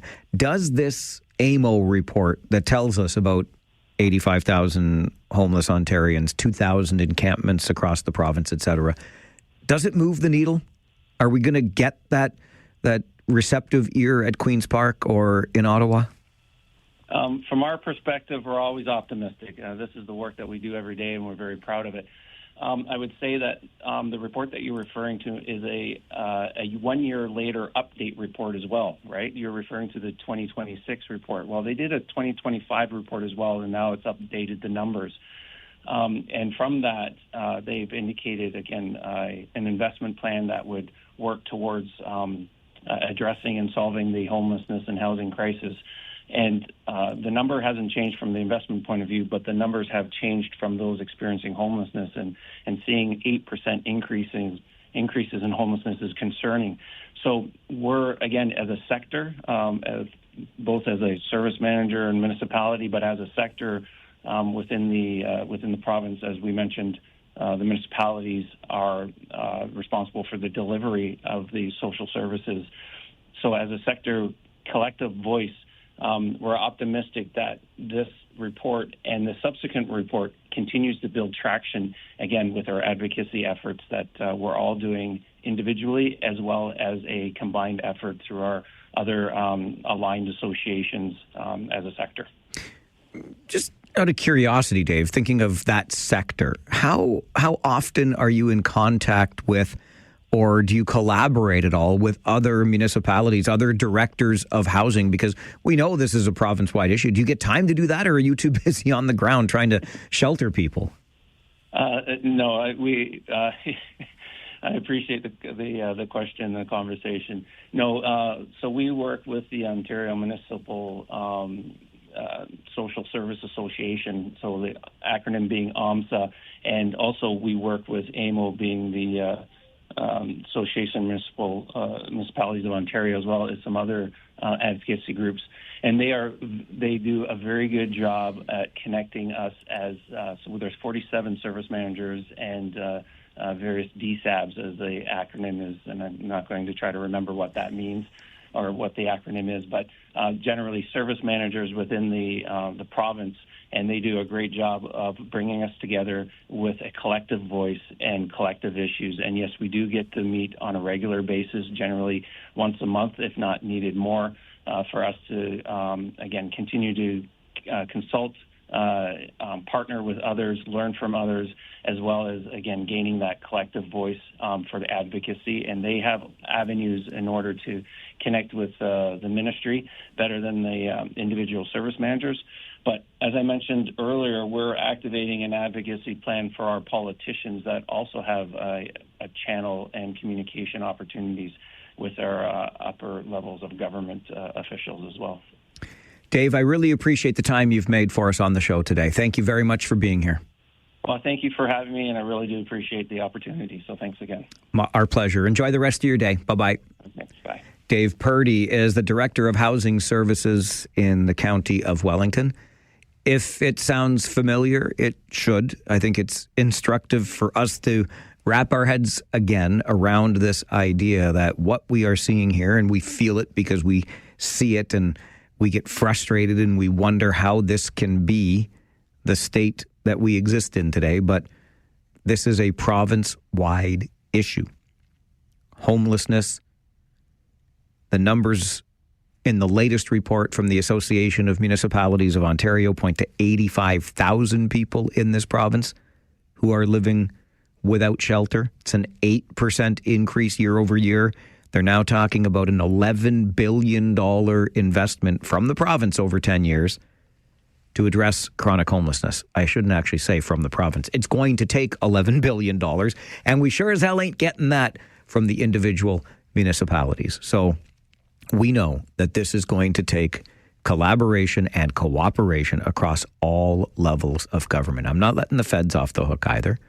We can go back 30-odd years to when the federal government removed itself from social housing as well. And Anyway, lots of evidence to suggest there have been failings at other levels of government. Is that a nicer way to say finger pointing? Lots of blame to go around? This will be a shared responsibility. The question I keep asking myself when I'm not on the air and when I do get the chance to turn on this microphone, the question I keep asking is, when are we going to care enough? When? What other priorities could possibly be greater than putting people into safe, warm shelter on days like this? I haven't the foggiest, but here we are. It's the Mike Farwell Show on 570 News Radio and Rogers TV.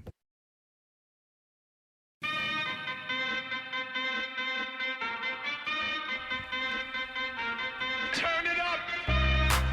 I don't mean to disparage mainstream media, because wait, this is mainstream media. But was it true? Like, for reals? Are you sure there was an earthquake last night? Because I've felt an earthquake before, okay? And not in California or anything like that. I know it was true. It was just tame enough to not rattle the ground and the houses here in the region all that much. But as you heard with Christine Clark and Mark Douglas on All News Mornings today, indeed there was that tremor near Orillia. Apparently felt as far east as Belleville, so that's getting out there. But it just took me back to, and I wish I could remember the year. All I remember is that I was a fill-in talk show host on this radio station. I was filling in for Gary Doyle on this particular day, and we were at our building still in downtown Kitchener, corner of King and Water, and I was right in the middle of a live broadcast, like on the air. It wasn't a commercial break. I was talking, and all of a sudden, I felt the building shake. And I thought for sure something had happened down in our parking garage, 11 floors or 12 floors below our studios. What on earth? And then I felt a little bit nauseous, and I stopped mid-sentence, obviously, because it was such a weird sensation, and asked you if you had felt the same thing. And next thing you know, we just opened up the phones and talked for the next hour about what you had felt and where you were and this sort of thing. And that, anyway, that was the closest I've ever come to feeling a legitimate earthquake. Whatever it was happened last night, I guess I was sound asleep, still savoring that big win by our Kitchener Rangers. But I couldn't help but think back on that day from many, many years ago, where I really did feel the earthquake that impacted the region of Waterloo. Last night's, the overnight one, not quite as much. Hey, just ahead of our 11:30 update in the 570 News Center, I like to remind you on a daily basis on this show, it was my pledge to you as we began the new year to remind you on a daily basis, because we talk about a lot of jackwagon-like behavior, but not everyone is a jackwagon. Let me tell you the story about Alazer Bayen, who is a cobbler. I love me some cobblers, too. Daniel Day-Lewis, the actor, the Oscar-winning actor, took a little break from acting, went back to this small Italian town and became a cobbler, making and repairing shoes. Who doesn't love that story about Daniel Day-Lewis? Well, this is the story about Alazer Bayen in Toronto, who's been repairing shoes for 25 years now.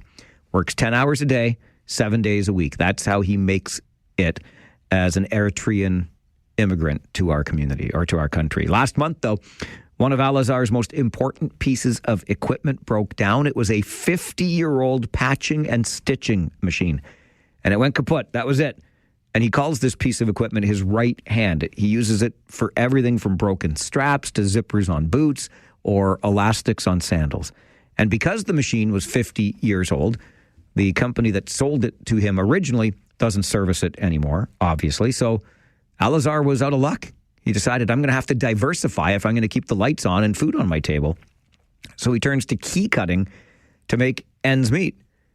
And now you can enter the non-jackwagons to our story, because one of Alazar's regular customers came into the shop to have a zipper fixed. And Alazar had to explain, I can't do this job because my machine's broken. But the customer's like, well, we can't have this. And she told this great story of how Alazar always conducted himself as a business person with integrity. She had brought in a pair of shoes in the past for repair, and he told her bluntly, look, I'm not going to do this job for you because If I do, the repair's not going to hold. The shoes are they're too far gone. I'm sorry, but I won't take your money for a job that's not going to take. So she went somewhere else. And guess what? They gladly took her money, and the shoes were ripped again, broken again within a week's time. So she really liked this man's approach and his integrity and his honesty. So she's like, I would give you the $10,000 to fix your machine if I could. I would give it to you out of my own pocket, but I don't have that kind of money. However, we're in a not too shabby part of Toronto. There's a lot of money around here. Maybe the community will pitch in and help out. So she starts a GoFundMe campaign, and less than a month later, bada bing, bada boom, they raised the $10,000 needed so Alazer Bayen can return to fixing shoes. His right-hand machine is working once again, the stitching and patching machine. And according to the customer that helped out with this, it's very easy, she says, to feel depressed right now, depressed about the way people are treating each other. But something like this shows that people are still willing to help a stranger because there is good. There's still humanity left. There's still empathy. We still care about each other. Yes, we do. And that is your daily reminder that not everybody is a jackwagon. An update from the 570 News Center, and then it's Wednesday morning, 11:30. Rob Deutschman joins us next with political R&D on the Mike Farwell Show. 570 News Radio and Rogers TV.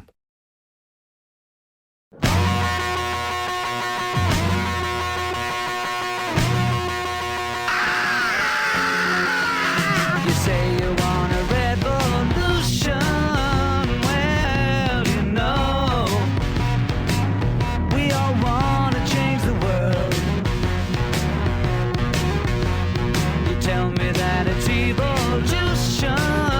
Well, you know, we all want to change the world. I mean, change it? Yeah. And I think we do that every Wednesday morning between 11:30 and noon when Rob Deutschman... We don't change the world, Rob? Oh. We comment on the world. The world according to Deutschman and Farwell. It's political R&D. Wednesday mornings, 11:30. Waterloo Region world. The Waterloo Region world. Yes, it is. A deep dive into the local issues. Try to figure out how the sausage is made. Can I replay the vote in question at... Hold on, wait. Okay, wait. That's why I'm asking. Yeah, before you get into that, yes. I just want to comment on Cambridge and the animated characters. Oh, my goodness gracious. Mike, I have some news, some breaking news. Do you? Okay. Yeah. So I was given some private access to some additional characters that they're looking at right now. Uh-huh. And I don't know if you'll be happy, Mike, to hear this, but they're working on one. It's either called Miserable Mike or Mean Mike or Malcontent Mike. And I saw the character, and I wasn't sure if they had earmuffs or headsets on. But and then, Mike, you know, there was one called Remarkable Rob because that character goes out and shovels people's sidewalks. But anyway, that's what I just heard recently. Just wanted to share that with you and the listeners. I look forward to the next AI-generated image from the crack team of communication staff in Cambridge. Just remember, I was the one singing London's praises this morning. London, of all municipalities. I think there are more effective ways, Rob. So you weren't totally mean, Mike, then. Okay, that's exactly. Somebody else that you're thinking of. Perhaps. I mean, I wasn't totally mean this time. I may have been mean or meaner in the past, but I digress. Thanks for pointing that out. So it's the vote on a police budget that just it's like a gift that keeps on giving. So for those that have forgotten, this is just a 22-second reminder here, Rob. Bear with us, and then we'll get into the why we're talking about Regional Councillor Sue Foxton's sudden change of heart at a budget meeting of Regional Council. Your Worship, I'd like to reconsider my vote and move it back to what I voted before, which is the positive for the police capital forecast. So I'm asking for reconsideration. I've been in elected office at the city or regional level in 31 years, and I have never seen something like this in my entire political career. It's making a mockery of democracy. That mockery of democracy happened at Regional Council. You heard Councillor Foxton want her vote reconsidered, changed. the integrity commissioner, Rob Deutschman, has now waded into the conversation. Yeah, so the integrity commissioner, John Mascarin, not Rob Deutschman, the integrity commissioner. But it's so exactly. People might be saying, "Well, why are we talking about this again?" And myself too. I was like, "Why is this back up?" So the vote happened. People were upset. It seemed like that was dust in the wind, and we're off to the next issue. Like so many things in our short news cycle, there's suddenly there's water issues. There's all sorts of other stuff, encampment.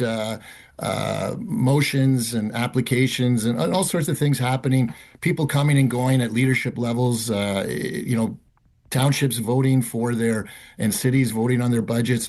And all of a sudden this thing pops up again. And it was interesting because apparently I believe someone at the region, possibly the chair, had asked for a legal opinion on what happened, what transpired. And John Mascarin, who is the integrity commissioner, a very well-regarded integrity commissioner, probably represents, I don't know, probably 100 or more municipalities through their firm Aird Bearless as integrity commissioner. So very experienced, and I've chatted with John in the past, very knowledgeable individual, and basically prepared a report looking at this situation and letting us know whether it was appropriately followed or not. And that would be the person to go to if you have a concern about some action that's happened at council. One of the places, and usually the first place to go, is the integrity commissioner. The other person would be the ombudsman's office in Ontario, but a lot of times they'll revert you back or direct you back to the integrity commissioner initially. And so the integrity commissioner took a look at what occurred here and basically said, yeah, the rules were not followed. There is no such thing as a precedent to allow a councillor to change their vote after that vote has happened. And it was quite interesting. So in the report, Mr. Mascarin pointed out, look, if you want it, once the vote happens and the vote is announced, that becomes the vote of council, and it cannot be changed by any individual. It can only be changed by council under certain under certain processes or procedures. And there's two that he outlined. The main one would be to ask for a reconsideration. And in order for a reconsideration motion to happen, it would have to be one of the people, in this case, the people who voted against the defeat, who voted for the defeat of the police budget, capital budget. One of those people would have had to bring a notice of reconsideration forward. And then it would have required, I believe it's 2/3 vote to pass. It's questionable whether that would have passed, but in any event, none of that happened. The clerk basically gave a ruling that said, well, we've established a precedent that allows someone to change their vote after they've made the vote. And I just want to point out, in the Integrity Commissioner's report, he cites, he gives the factual basis, but he missed a very key fact that occurred. He says that the vote happened. It was 8-7 to defeat the capital budget. And then after that vote was announced, they went into recess. And that's not what happened. When you watch the tape, the vote happened, and that was the last vote on the budget.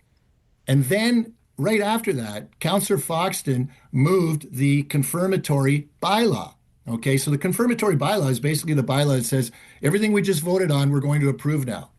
So Councillor Foxton then moved the confirmatory bylaw, and it was seconded. And so that was on the table. Now we're like past this capital vote, and we're on the confirmatory bylaws. So we're well past the vote. And then they went into recess just before they had to vote on the confirmatory bylaw, because if they had voted on the confirmatory bylaw right then and there, it would absolutely have been done. So then they go into recess, come back 11 minutes later, and then Councillor Foxton, as you had her on her show, she explained what occurred, that she made a mistake and wanted to change her vote. And that's fair. She can maybe determine that she made a mistake, as she said.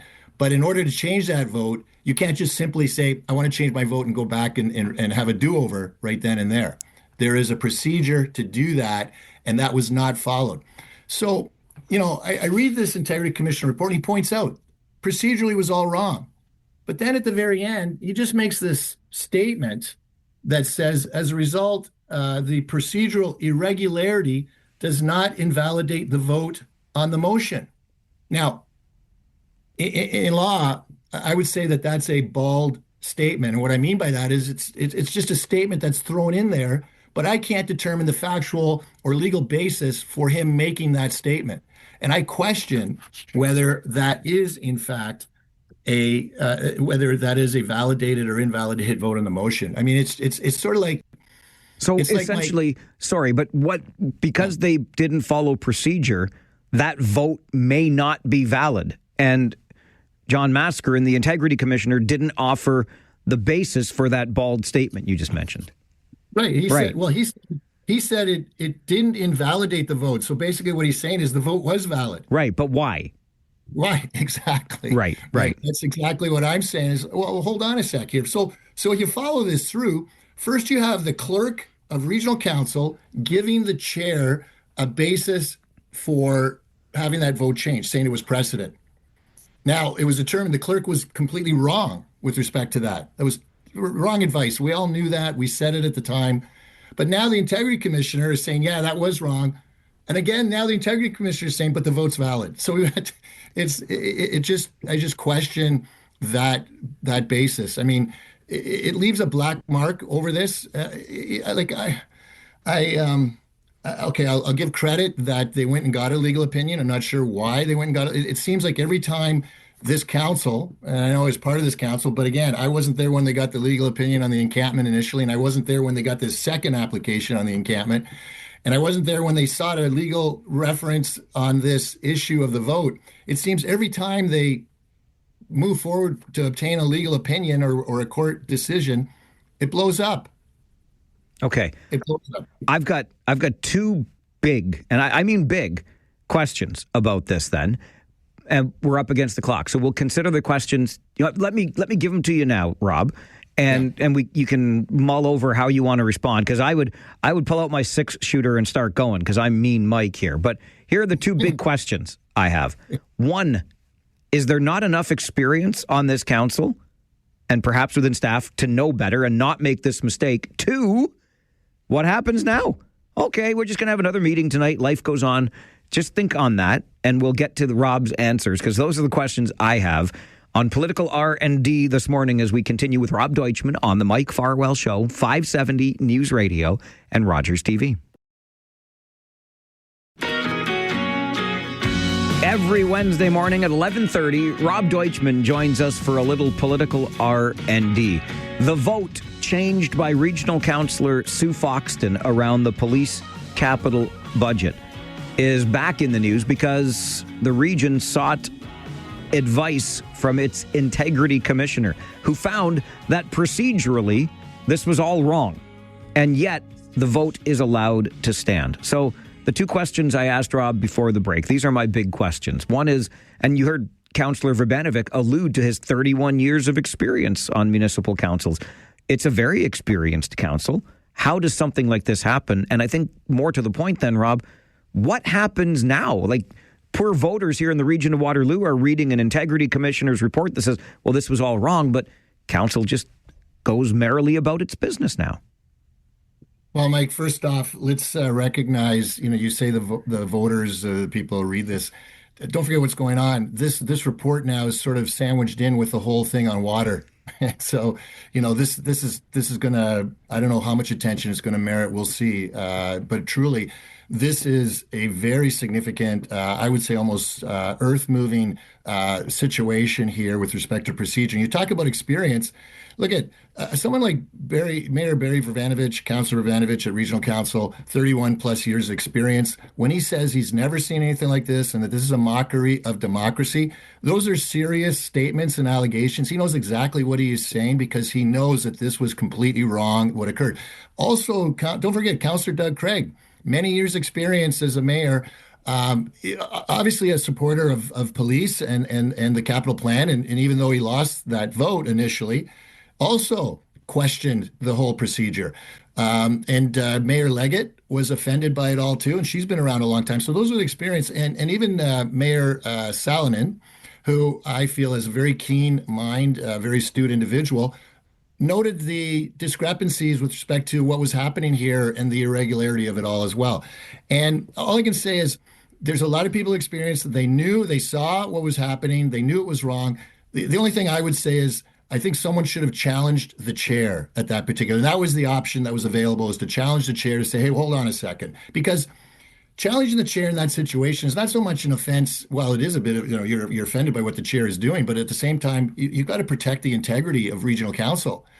There's just too many things going on with respect to this past term, and you could list the whole litany of various issues, whether it's the encampments, whether it's the water issue, whether it's Wilmot Land Assembly, whether it's changes at senior level of staff. And now you have this vote that occurred that almost disregarded the vote that occurred. And, this is a black mark on council. This is something I think that the chair has. Obviously, the chair was very concerned about it. And the chair is very experienced, too. The chair, I think, was well aware that what occurred, she was fine to go along with the advice that she received from the clerk.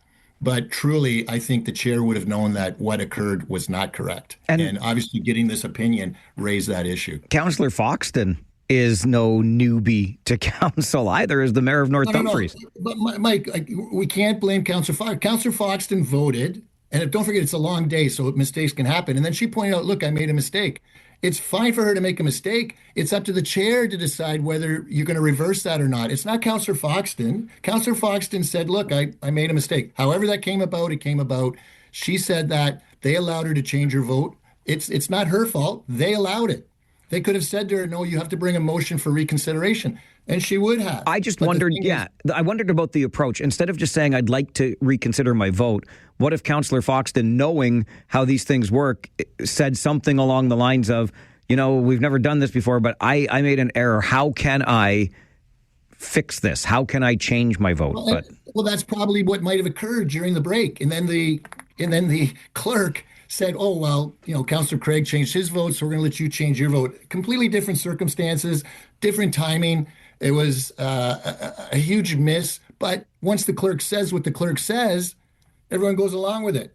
Right. But now the integrity commissioner offers this guidance saying procedurally, y'all were out of whack and this never really should have happened. And now what, though, Rob? Now what? Now counts like there is no repercussion from this. There's no suspension of duty. There's no fine levied. There's no nothing. No, I just want to point out the integrity commissioner does point out that someone could have challenged the chair as an option. So right. The integrity commissioner points that out.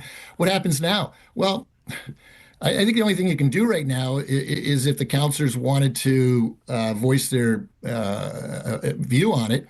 I think the minutes from the prior meetings, I'm not sure if they've been adopted or not. They could say we're not going to adopt those minutes and then see what happens. I'm not sure what the extent of that would be. But this leaves a black mark. I think what should happen is chair and council should sit down and say, okay, look, we've got to go back on this thing. If someone wants to bring a motion reconsideration, do that. Or just deal with the capital budget for the police next year. It can come up in the next budget. But this is a stain.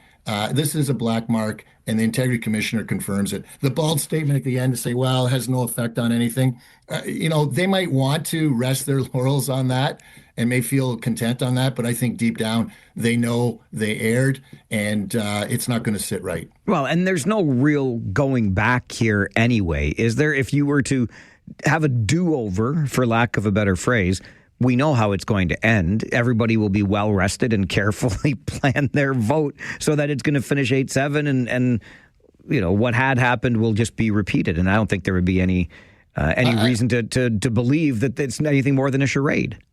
Well, what I'm saying, Mike, is they should respect the integrity of the initial vote and not pass the police capital plan this year. They can bring it back next year. Spend more time looking at it. I think that it speaks to our budget process at the region. Too many of these 10, 12-hour days near the end, mistakes happen, understandably. People are human physically. It's a long day. It's draining. It affects you physically, mentally, and mistakes are going to occur because there's a lot of stuff going on. And don't forget, so what happens is at the end of the day, you pass your budget, and now they want to go into a special council meeting because you have to have that second approval, which normally occurs 2 weeks later. But this is like right away, we're going to approve it. And now you've got to remember everything that's going on. And it's at the end of a 12-hour day. People are exhausted. It just doesn't speak well to our democracy when we make it sort of like a battle in the trenches and, wear people down. Why did we accelerate the pace of it? Why don't we wait 2 weeks to come back on that second vote? Oh, because they want it to be done in December. Like it doesn't have to be done in December, but they want it to be done in December. It's near the end of December. People are tired. It's near the holidays. People want to be done with their council meetings. It could wait because it's not going to affect your issuing of the preliminary tax notices, which are always based on the prior year number. And then you get your second notice, which is the updated one based on all the budgets that are approved. It can wait, but for some reason, this is a rush thing by December. It could have been pushed into January. We always ask that question. We always get the pushback on it. It's a very interesting conversation. Great catch amid the report on water remedies to pick up this Integrity Commissioner's report, Rob. Well, that's why we pay you the big bucks. Yeah, I wanted to talk about the Waterloo meeting, which I agree with the renoviction process and what happened with respect to that. Of course you do. Waste more municipal taxpayers' money on a province's job. Yeah, we're not talking about whether you like it or not. Remember, this is R&D and how the sausage is made, and I wanted to talk about that process. Well, how about next week? Like they could have waited 2 weeks to vote on the budget. We'll wait a week to hear your take on renovictions. Yeah, unless something else pops up. Yeah, we'll see. Okay. It sounds like you've either been cheering for the Iowa Heartlanders too hard or you might need a throat lozenge. You feeling okay? No, I'm screaming at that television all the time, telling him to shoot. His nephew, Matt Sopp, the former Ranger. Rob, this has been great as always. We'll talk to you in a week's time. All right, take care, Mike. Go Rangers. Rob Deutschman. Too bad about. Let's not even talk about the Leafs. We're going to make a new rule on the show. Rob Deutschman joins us every Wednesday morning, 11:30 for Political R&D. Your update from the 570 News Center, and then open phone lines for Talkback coming up on the Mike Farwell Show. 570 News Radio and Rogers TV. Take out the papers and the trash, or you don't get no spending cash. If you don't scrub that kitchen floor, you ain't gonna rock and roll no more. Yakety yak. Don't talk back. Just finish cleaning up your room. Let's see that dust fly with that broom. Get all that garbage out of sight, or you don't go out Friday night. Yakety yak. Don't talk back.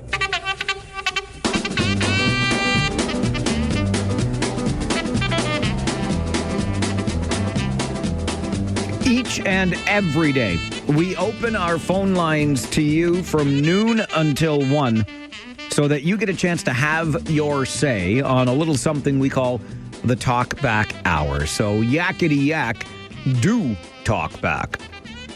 Phone lines open at 519-570-2545, star 570, and 1-800-570-5715. And allow me to start ever so briefly with an apology, sincerely. I am so far behind on my email. I left the radio station yesterday afternoon. Rosie and I went out for our walk together, got home from my walk, had to go to the hockey game. It's busy when you're at a hockey game. I haven't been able to keep up with everything, and I'm way behind since yesterday afternoon. If you are awaiting a response, I'm not that big a jackwagon. Like, I'm a jackwagon, I get it, but I'm not that big a jackwagon, I promise. I got 2 hours of bus time coming my way this afternoon. Anything I can't get through before I leave to catch the bus to go to another game, I promise I will get back to you on. But please forgive me for being so far behind on my electronic correspondence. If you want to just, make a phone call instead of send the email, hey, give me a call and tell me what's in your email. We'll sort it out here during the Talkback Hour. But I really am sorry. I feel awful when I'm that far behind. You're like, who is this guy? He tells us to email him and then he doesn't even get back to us. One of my coworkers, Justine, who helps to book the show, sent me an email at before 10 o'clock this morning and finally just walked in here. She's like, dude, do you read your I sent you an email. Why don't you read? She didn't say that, but I don't blame her if she would have. I'm sorry, Justine, I didn't get your email either because I haven't been on my email at all. As far as Talkback goes, something that we touched on earlier today, and I'm still not, just to be honest with you, it's the only way I know how to be. I'm not super comfortable with the idea, and I wonder how you feel about it. I mentioned it during the Farwell Show 5, And that's something, little 5-story headlines I tell you at the beginning of the show every day. And Ontario Provincial Police are citing driver error as the reason for that tragedy on the flyover the other day. And I get it. Like I've been trying to wrap my head around this whole thing too. We all know the flyover. We've all driven it how many times in our lives in this community. We have seen the snow that was there, past tense. Now, of course, it's been cleared away. But it made a hell of a ramp, didn't it? And I don't know. I just don't know how fast you would have had to be traveling in order to get airborne up that snowbank and over the barrier wall on the flyover. But this is what OPP Sergeant Carrie Schmidt told us here at 570 News Radio. The roads were in good shape. Obviously, snow on the shoulders, but the highways themselves have been plowed and have been salted, and traffic have been getting through there, throughout the weekend. Sadly, when drivers maybe don't adjust their driving accordingly, especially on elevated platforms where it may be more snow covered and challenging, the outcome here was absolutely tragic. It certainly was, and I've just been trying to wrap my head around the whole thing. If nothing else, I hope it reminds us all how incredibly careful we have to be out there on the roads in this brutal, punishing winter where there just so happens to be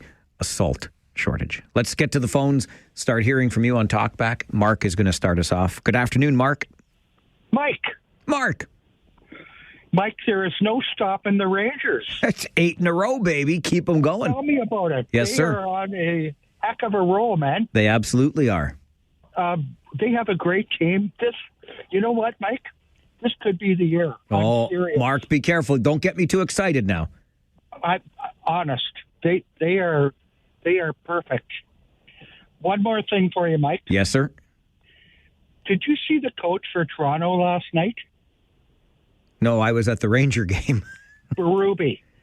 What about him? He looks like Frankenstein. I know, it's pretty awesome, eh? That happened a few days ago. Do you know what happened to him, Mike? He said he had an accident in the gym. Oh, my goodness. He's got black eyes and stitches and holy smokers. Anyway, Mike, go Rangers, go. All right, Mark, thanks for the call. I want Berube to put on some pads and some skates and get back out there on the ice. If you won't go through a wall for that guy behind the bench looking like that, I don't know who you'll go through a wall for. Curtis is next on Talkback. Hey, Curtis. Hey, Mike. Just a shout out to all the guys that are out there plowing and the tow truck drivers. Curtis. You're. I can't hear you. Curtis. Curtis is gone. It started with a shout out to all the plow operators that are out there, and then I don't know. Did the phone drop? I couldn't tell what happened next, but we were gone. And listen, I'm with you. I could not imagine how difficult your days are if your job is to be at the wheel of a heavy machine trying to keep our roads clear with not only the bad weather we've been getting, but with the salt shortage we're experiencing, you name it. I am right there with you, Curtis. And if you get your phone working again or you want to call back, I'm more than happy to hear from you. But we lost you there. We'll go to Andre next. Good afternoon, Andre. You're on Talkback. Game day, baby. Game day, baby. It wasn't yesterday game day? Oh, yeah. Isn't Friday going to be game day, too? Oh, yeah. Game day's all over the place. I call you. So, I last night I said it, but I'd like to finish because today is question or comment. And Andre, we haven't done comment or question in like a year or more on this show. I'm still in the past. You are in the past. This is Talkback. Awesome. So, I forgot to mention last night, but GP mentioned it. Hunter Bichette. Oh my God, I can't say it. Hunter Brustevich scored his first NHL goal. Yeah. And I've been following them just because of him, and I even called in, talked to Pat, and just say how amazing that defense is. And ever since he's been on, and I'm just so happy for him. And you guys mentioned it also when you were gone at first intermission. And I'd like to talk about you and your wife. My question is, yesterday, you were announcing the Kitchener Rangers, and your wife, does she listen to you, or did she watch that amazing hockey game last night? The Leafs game? Andre, I don't know what question you're asking me. Does your wife listen to her team? Ooh. Okay. I didn't know that team played. So I'm sorry. See, that's how little attention I pay to the team that shall not be named. I can tell you, I joked last night on the post-game show that my wife never listens to me, either on the air or off. You see what I did there? But truly, she is as big a fan as I've ever met, and she always has an ear on the Rangers games when I am at work calling the Rangers game. She would not listen to another play-by-play broadcaster when I am doing play-by-play. That's the kind of woman that she is. I don't think she was watching that goofy team that you're referring to, Andre, because they're not worth anybody's time. You see? Okay. Frank is with us next on Talkback. Farwell's Force member number 26, one of the OGs. Frank, good afternoon. Hey, how you doing, Mike? Good. How are you? Not too shabby. Good. There's a question I have about the homeless. Yeah. Since Conestoga College is no longer having Frederick Street. Yep. To Frederick, why can't they put somebody in there or turn it into housing for seniors with disabilities? Frank, have you been listening to this show before? Because I brought that issue. I actually said that very thing for the same reason. I was probably walking the dog. That's all right. That's quite all right. I think, you know what, Frank, you're a genius. I wonder the same thing. 22 Frederick, the former City Hall, right there across from Market Square on Frederick Street at King, renovated into 300-plus student rooms. No students. Why don't we use it as some sort of housing shelter for the homeless in our community? Oh, and Frank hung up. I was just agreeing with you, buddy. I think it's a great idea. The only thing we still need, well, there are two things we need. One is an operator like the House of Friendship, like the Working Center, somebody who has experience, managing such a shelter, supportive housing, whatever is required in there, right? And the other thing we would need is a very magnanimous gesture on the part of Conestoga College, because they did buy and then pay for the renovation of that building. But I thought, you know what? Conestoga College, you haven't exactly been the best corporate neighbor over the last little while, right? So as a gesture of goodwill, and it would be great for PR, just gift the renovated building back to the community and say, go, use this to help people who are struggling to find shelter. Oh my goodness, how great would that be? I even took it a step further, because you know that bridge that goes across from 22 Frederick Street, across Frederick into the old Market Square Mall, right? You got a whole lot of space in there. We could put a whole lot in the way of resources in there for public health, addiction services, you name it. It's all right there. And I know none of this just happens in a vacuum. I believe there's an out-of-town real estate investment trust or some whatever that owns Market Square now. Figure it out. How about we make a trade? We tell whoever owns Market Square they can have the old bus terminal on Charles Street, and we're going to take the Market Square so we can combine it with supportive housing at 22 Frederick. These are big ideas. Okay, I'm not saying they're necessarily executable, but they're big ideas. I think Frank's onto something. If you're onto something, or you want to talk about something we've talked about on the show, we're all ears during the Talkback Hour. This is the Mike Farwell Show. More calls coming up, and there's a line for you on 570 News Radio and Rogers TV.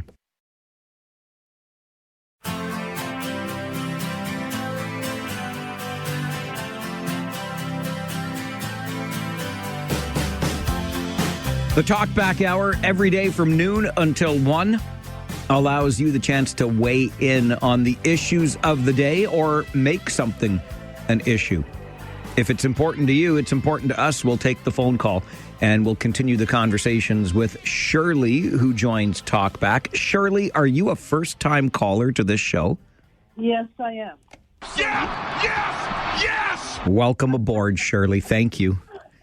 Maybe you want to give me a number. I hear you giving out numbers for first-time people. I'm giving out numbers to anybody who listens for 15 minutes. That's right. I was just going to correct myself on that. Anyway, why I'm calling, I just wanted to, you touched on it in the previous caller about the old bus terminal. It's been sitting there for how many years doing nothing? I know. All the money that they spend on the homeless and the security and the hotels, and it goes on and on. Why haven't they fixed that up for the homeless? I wish I had an answer for you, Shirley. I'll tell you what I think. I think they're hanging on to that for something magnificent. What that is, I don't know, but I think they expect something big, like really significant to happen there. But beats the HE double hockey sticks out of me why it's still like it's it's unused and useless right now.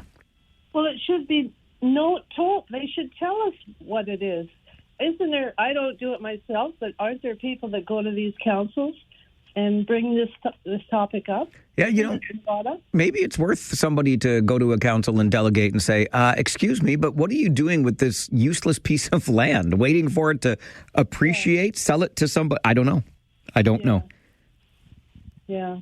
Anyway, I that's what I really wanted to say. All right, Shirley. Thanks for calling the show. I really enjoy your show, too. I really appreciate that. Thank you very much. Okay. Do I get a number? I would absolutely love to give you number 303. Can you remember that one? Yeah, I'll write it down. It's all you, Shirley, 303. Okay. All right, Shirley. Thanks very much. All right. Bye-bye. Shirley just became a member of Farwell's force, a force for good, a force for change, a force to be reckoned with. 303 and counting. All you have to do is listen for 15 minutes a day. That's it. Every day. But if you listen for 15 minutes every day, you too can be a member of our force for good. Curtis is back with us on the phone. Hey, Curtis. Dave, I just want to say again, a shout out to all these plow operators, all these tow truck drivers. If people would drive according to the weather, they wouldn't be complaining as much. They think they have snow tires and they can drive like a-holes everywhere. You're wrong. This is why it's such a mess. Anyway, shout out to all the plow operators. Thanks, Curtis. I appreciate that. Listen, I'm with you. If you don't have winter tires on your car, I'm sorry, but I have less sympathy for you. I really do.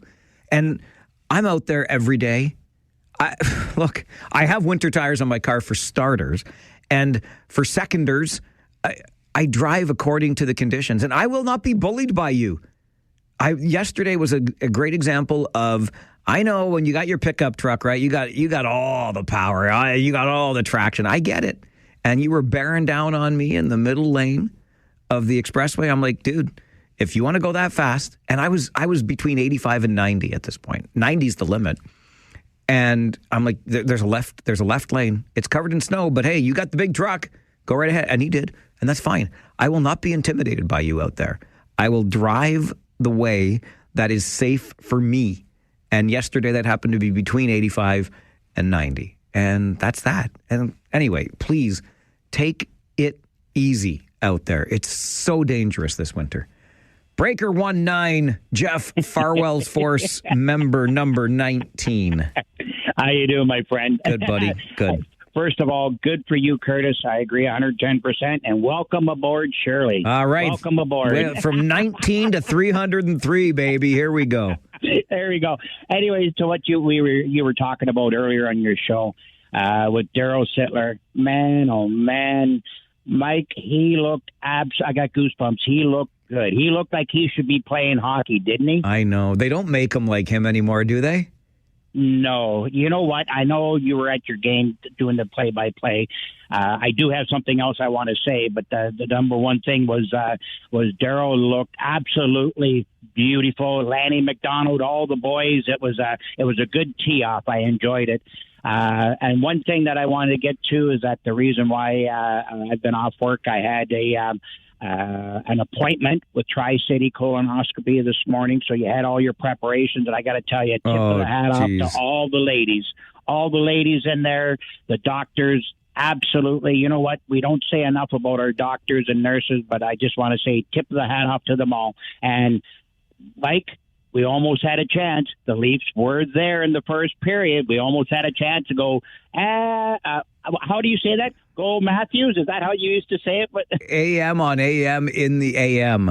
AM. There you are. Right on. All right, my friend. Have a great day, and welcome aboard, Shirley. Catch you later, Mike. Thanks, Jeff. Farwell's Force number 19, welcoming aboard the newest Farwell's Force member, number 303, Shirley. Yeah, the Leafs were there in the first period last night, Jeff. Too bad there are 3 periods in a game. And I don't envy anyone who has to do the prep for a colonoscopy. If you know, you know. And it ain't pleasant. Kyle, good afternoon. You're on Talkback. Are you okay? I'm just checking up on you, Mike. No, you know what? Thank you, Kyle. I am because, well, first of all, the Rangers are winning, so you don't want to bug me about my Leafs. But if you're wondering, if you've been watching on Rogers TV Cable 20, I have got like this kink or pinch in my left shoulder, and I am in agony. Like the pain is incredible. So I've been trying to stretch it out. But other than that, I'm great. Okay, well, I'm just asking because, Nylander's flipping the bird. Matthews doesn't want to talk to the media anymore. Craig Berube looks like he got into a fight with the mob. And now I'm looking at the standings, and the Leafs don't even look like they're going to make the playoffs. So I just wanted to check up on you, my friend. 30 more games to go. Settle down. Dial that back about 20% there, right. listy and then boy. I just say one thing about the Kitchener Rangers. Where's the power rankings, my friend? The power rankings. Those BS power rankings came out on Monday. I complained about them then. I'll tell you what, Weston Cameron. I want Weston Cameron to go talk to whoever puts out the power rankings. Exactly. All right. Thanks, Mike. Have a good day, my friend. Thanks, Kyle. You too. Weston Cameron laid a whooping on a player from the Sarnia Sting last night. Our boy, Weston Cameron. Hey, Westy, go talk to the person that puts out the power rankings for the OHL, okay? See if they'll put the Kitchener Rangers team name on it for next week. I got to get you an update from the 570 News Center. Ranger Joe, hang on. Greg, hang on. Jonathan, hang on. And, even with those 3 people hanging on, there's a line for you to be a part of Talkback this afternoon on the Mike Farwell Show. 570 News Radio and Rogers TV. Very busy on the Talkback Hour. If you're calling and you can't get through, we'll start taking calls and answer as many as we can. So keep trying. We want to hear from you on Talkback. Ranger Joe has been waiting. Afternoon, Joe. Afternoon, Mikey. How are you doing? Great, thanks. Good. Mike, you know what? One of your callers there within the last 15 minutes or so was saying that a lot of people are driving too fast, and I concur on that. Mikey, the other night we were going up Ira Needles, okay? And that was about a week ago. And cars were passing me like at 80, 90 kilometers an hour, and I was doing like 40. The roads were icy, eh?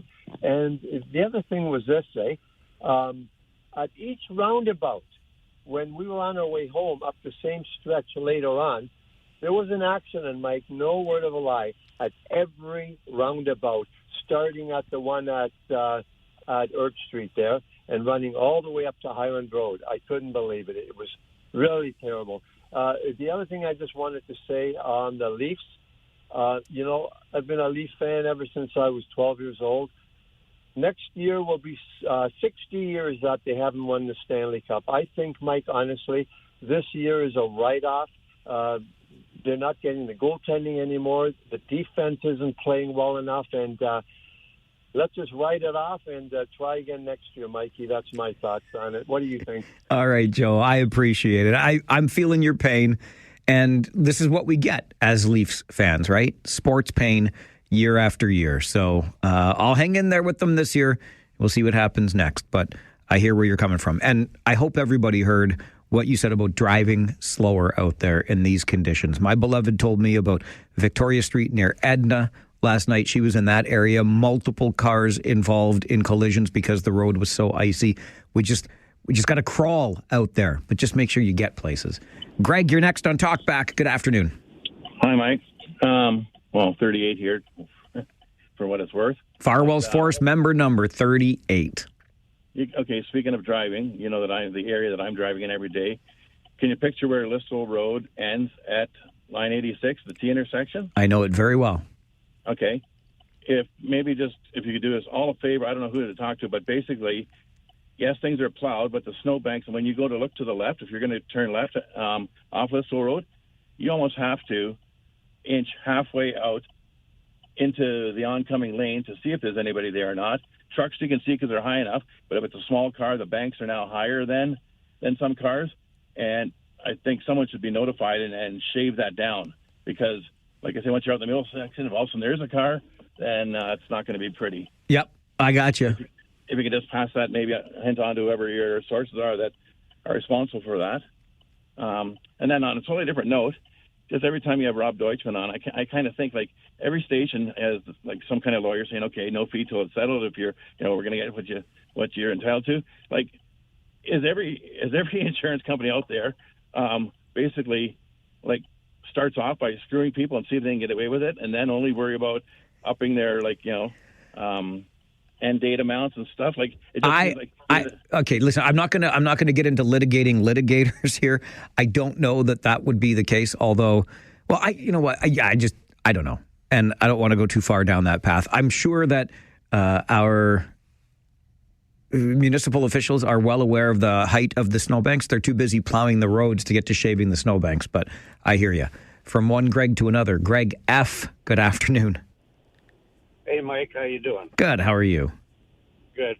When they started talking about Daryl Sittler, I got to share this with you. Got to be, 60 years ago, friends of ours had a cottage at Bellwood Lake, and we went over to visit their neighbors, and here it was Sittler's cottage that they had on Bellwood Lake. And I remember Daryl being there, and his first wife, Wendy, was actually there. They weren't married at the time. They were still going together. But every time I see him on the TV advertising the hearing aids, and then with the thing they did for him the other night there on the at the Leafs game, I think back when I met him there, and he was just said he was starting to rise in the hockey world there, and he was a class action act back then. He was the nicest guy you ever wanted to meet, and he was out there water skiing, and God, he could water ski as well as he could skate, I'm telling you. But it's funny, how you remember some of them things. I love the story, Greg, and I appreciate you sharing it. I'm not surprised that a boy from Waterloo region was a good lad all around. And yeah, his late wife, Wendy, Daryl talked about in the story we shared with you earlier today, in a nutshell, being recognized for the 50th anniversary of his 10-point game. He found the tickets that his late wife, Wendy, had to the game, and all of the numbers just connected to 27, the number that he wore.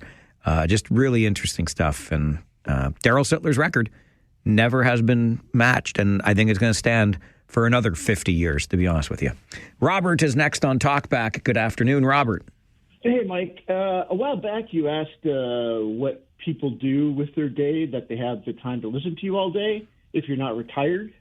And so I just want to say, I work from home. I have a machine shop set up here. I've been doing that since I got laid off from RIM in 2010.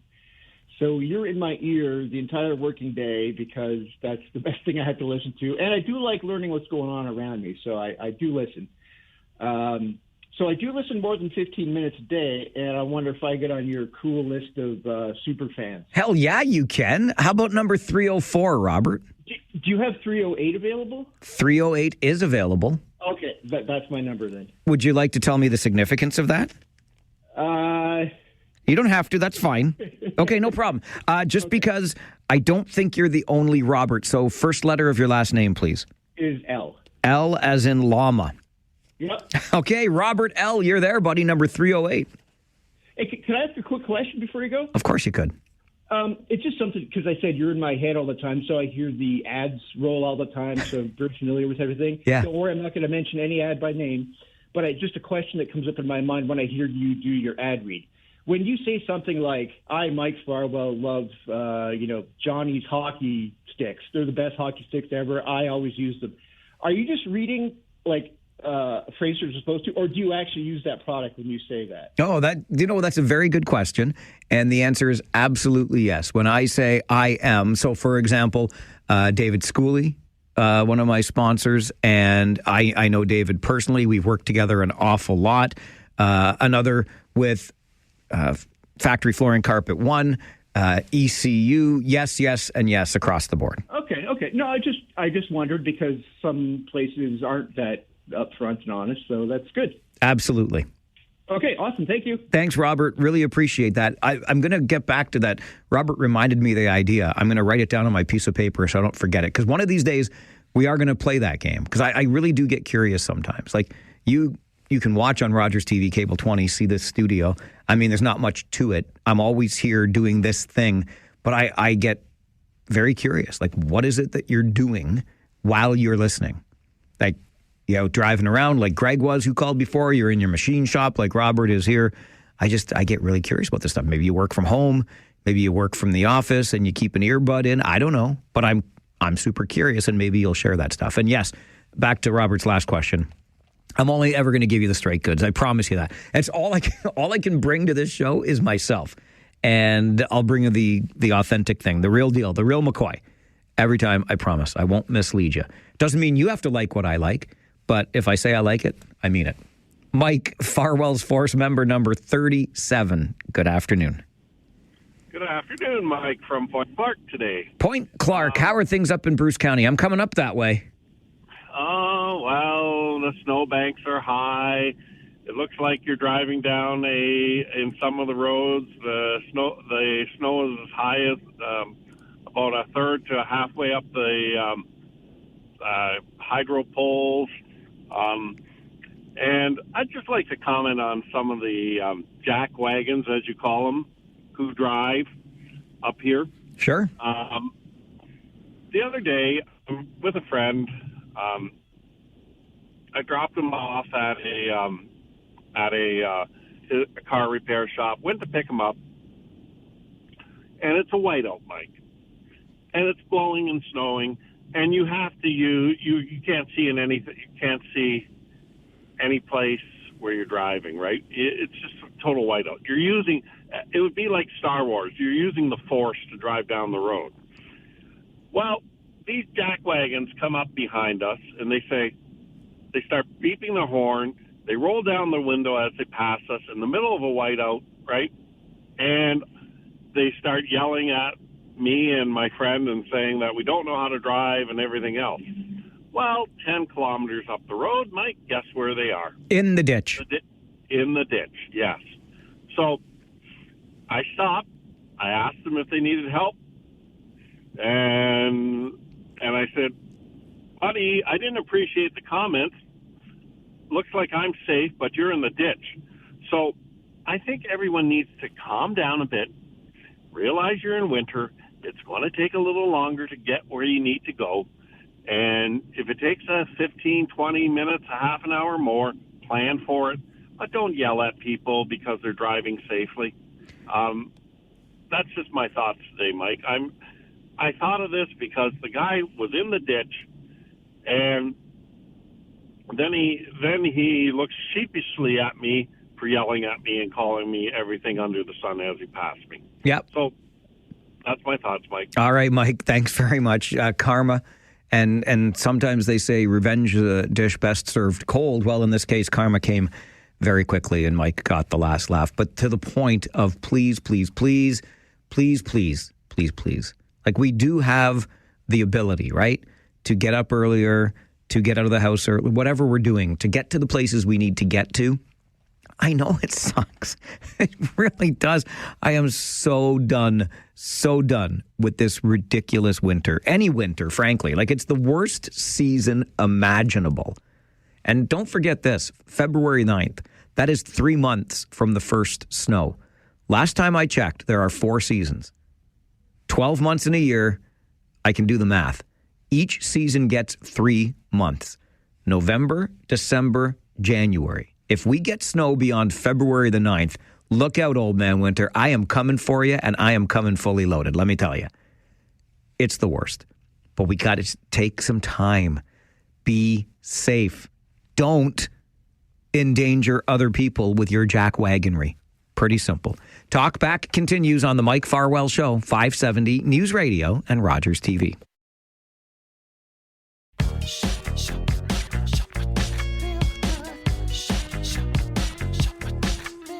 It has been a busy Talkback Hour today. We've got time left for you to have your say. I love it this way. I feel like we're all just getting together for lunch and having a chat while we enjoy our ham sandwiches. Fantastic stuff. Mayor Jake is next on Talkback. Good afternoon, Mayor Jake. Mike, how are you now? I'm good, and you? Not so bad, thanks. You're talking about shoulder pain. I got a great story to tell you. So last April, I'm visiting my parents up in Penetanguishene. And I have a 3-year-old son who's just shy of 3 feet tall. He's a big boy. And he stuck into our room. He laid on my arm. Didn't think anything of it. Next day I wake up, I'm in tremendous pain.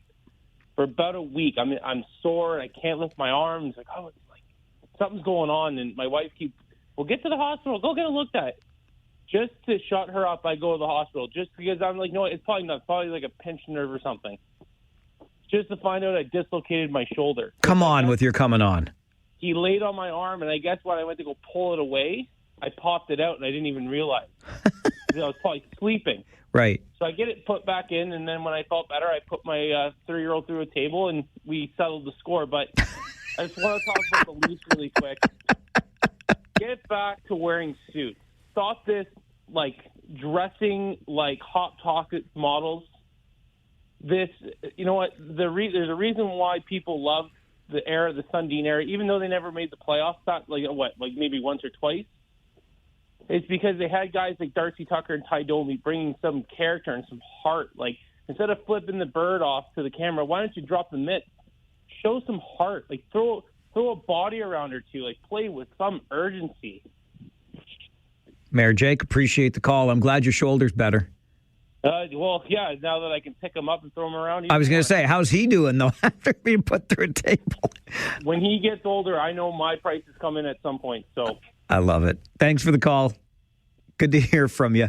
I'm pretty sure, unless you can dislocate your shoulder shoveling snow, which is entirely possible, I don't think it's dislocated. I'm positive with the sharpness of the pain in my left shoulder that it's got something's pinched somewhere. Just on the, quickly, the Nylander flipping the bird, come on with your coming on. That's a $5,000 fine. And I'm not saying that just because it's a player on the team that I like. But you remember in National Lampoon's Christmas Vacation? And I know, it was an old video or film camera probably. Clark Griswold is in the attic watching these old home movies, right? And the novelty of it also, when the camera comes by, you do something goofy, so the one uncle or whatever picks his nose or pretends he's picking his nose. It's just, that's the modern day, I'm picking my nose. It's just, whatever. Come on. And then as I hear where you're coming from, Mayor Jake, on the model, the runway model look as they get the shots of them walking into the arena. I don't know. I'm just glad that they're. I'm a bit of a clothes horse. I like nice clothes. I think so if they're wearing something, because it's their style, it's better than jeans and a t-shirt, right? That's all.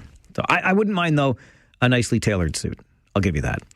Like I get from Channers in Uptown Waterloo. Just put that out there for you because I'm very lucky that way. I like those nice clothes. Jonathan, you're on Talkback. Good afternoon. Good afternoon, Mike. Great game last night. Huge game. The Rangers. Yes, it was a big game last night. There's another big game tonight. Yep, Sarnia player deserved getting roughed up for going after Schabel in the second. I think that Ben Pickle of the Sarnia Sting got exactly what he deserved. But I wouldn't be surprised if Weston Hamlin gets suspended for his shove of the linesman just before his fight. I did not see the shove of the linesman, but I promise you Weston Cameron is getting suspended because that was his 4th fight of the season. And in the OHL, they've got this goofy rule that you're only allowed to have 3 fights in a season. That's dumb. But now he's had 4, so he gets a 2-game suspension. I didn't see any shove of any linesman or hear any complaints about it, but maybe you saw something I didn't. I miss things sometimes. I try to see them all, though. Mary is next on Talkback. Hello, Mary. Hey, hi. Hi. But you asked what you'd like to know what people do or listening to your show. You ride your bike. You know what I'm doing, or else I'm in the kitchen. Someone's in the kitchen with Mary. Yes. Someone's in the kitchen, I know. Okay. Okay. Don't make that your career.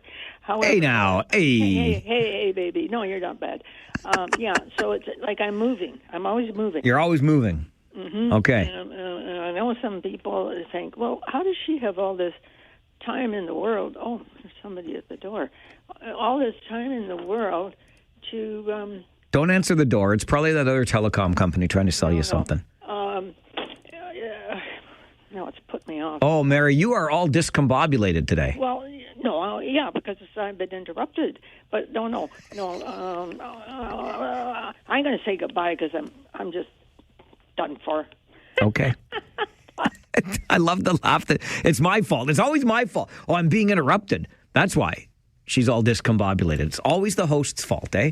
Hey, kids, when you get your own talk show, remember, it's always your fault. Grant, let's go. Last word to you. Tibbs or Tops from... Tibbs or Tops? From Conestoga College. John Tibbetts.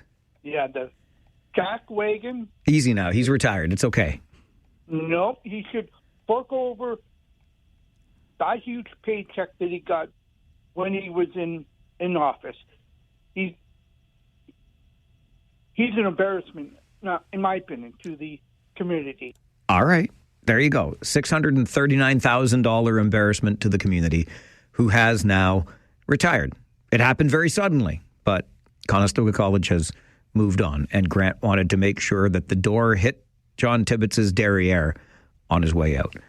I got to hustle. We're going to go up to Grey County in a couple of hours and watch the Kitchener Rangers take on the Owen Sound Attack. All of the action will be right here on 570 News Radio, of course. So Josh Piercy and I will be on the air with your Harris Law pregame show starting tonight at 6:30. The Rangers looking for a 9th straight win and the chance to increase their lead on first place in the Western Conference. I do hope you'll join us for the broadcast, and I hope you'll join me back here tomorrow morning at 9 because we'll open up the phone lines and start a new day of conversations together. My name is Mike Farwell. You are a force for good. Bye for now.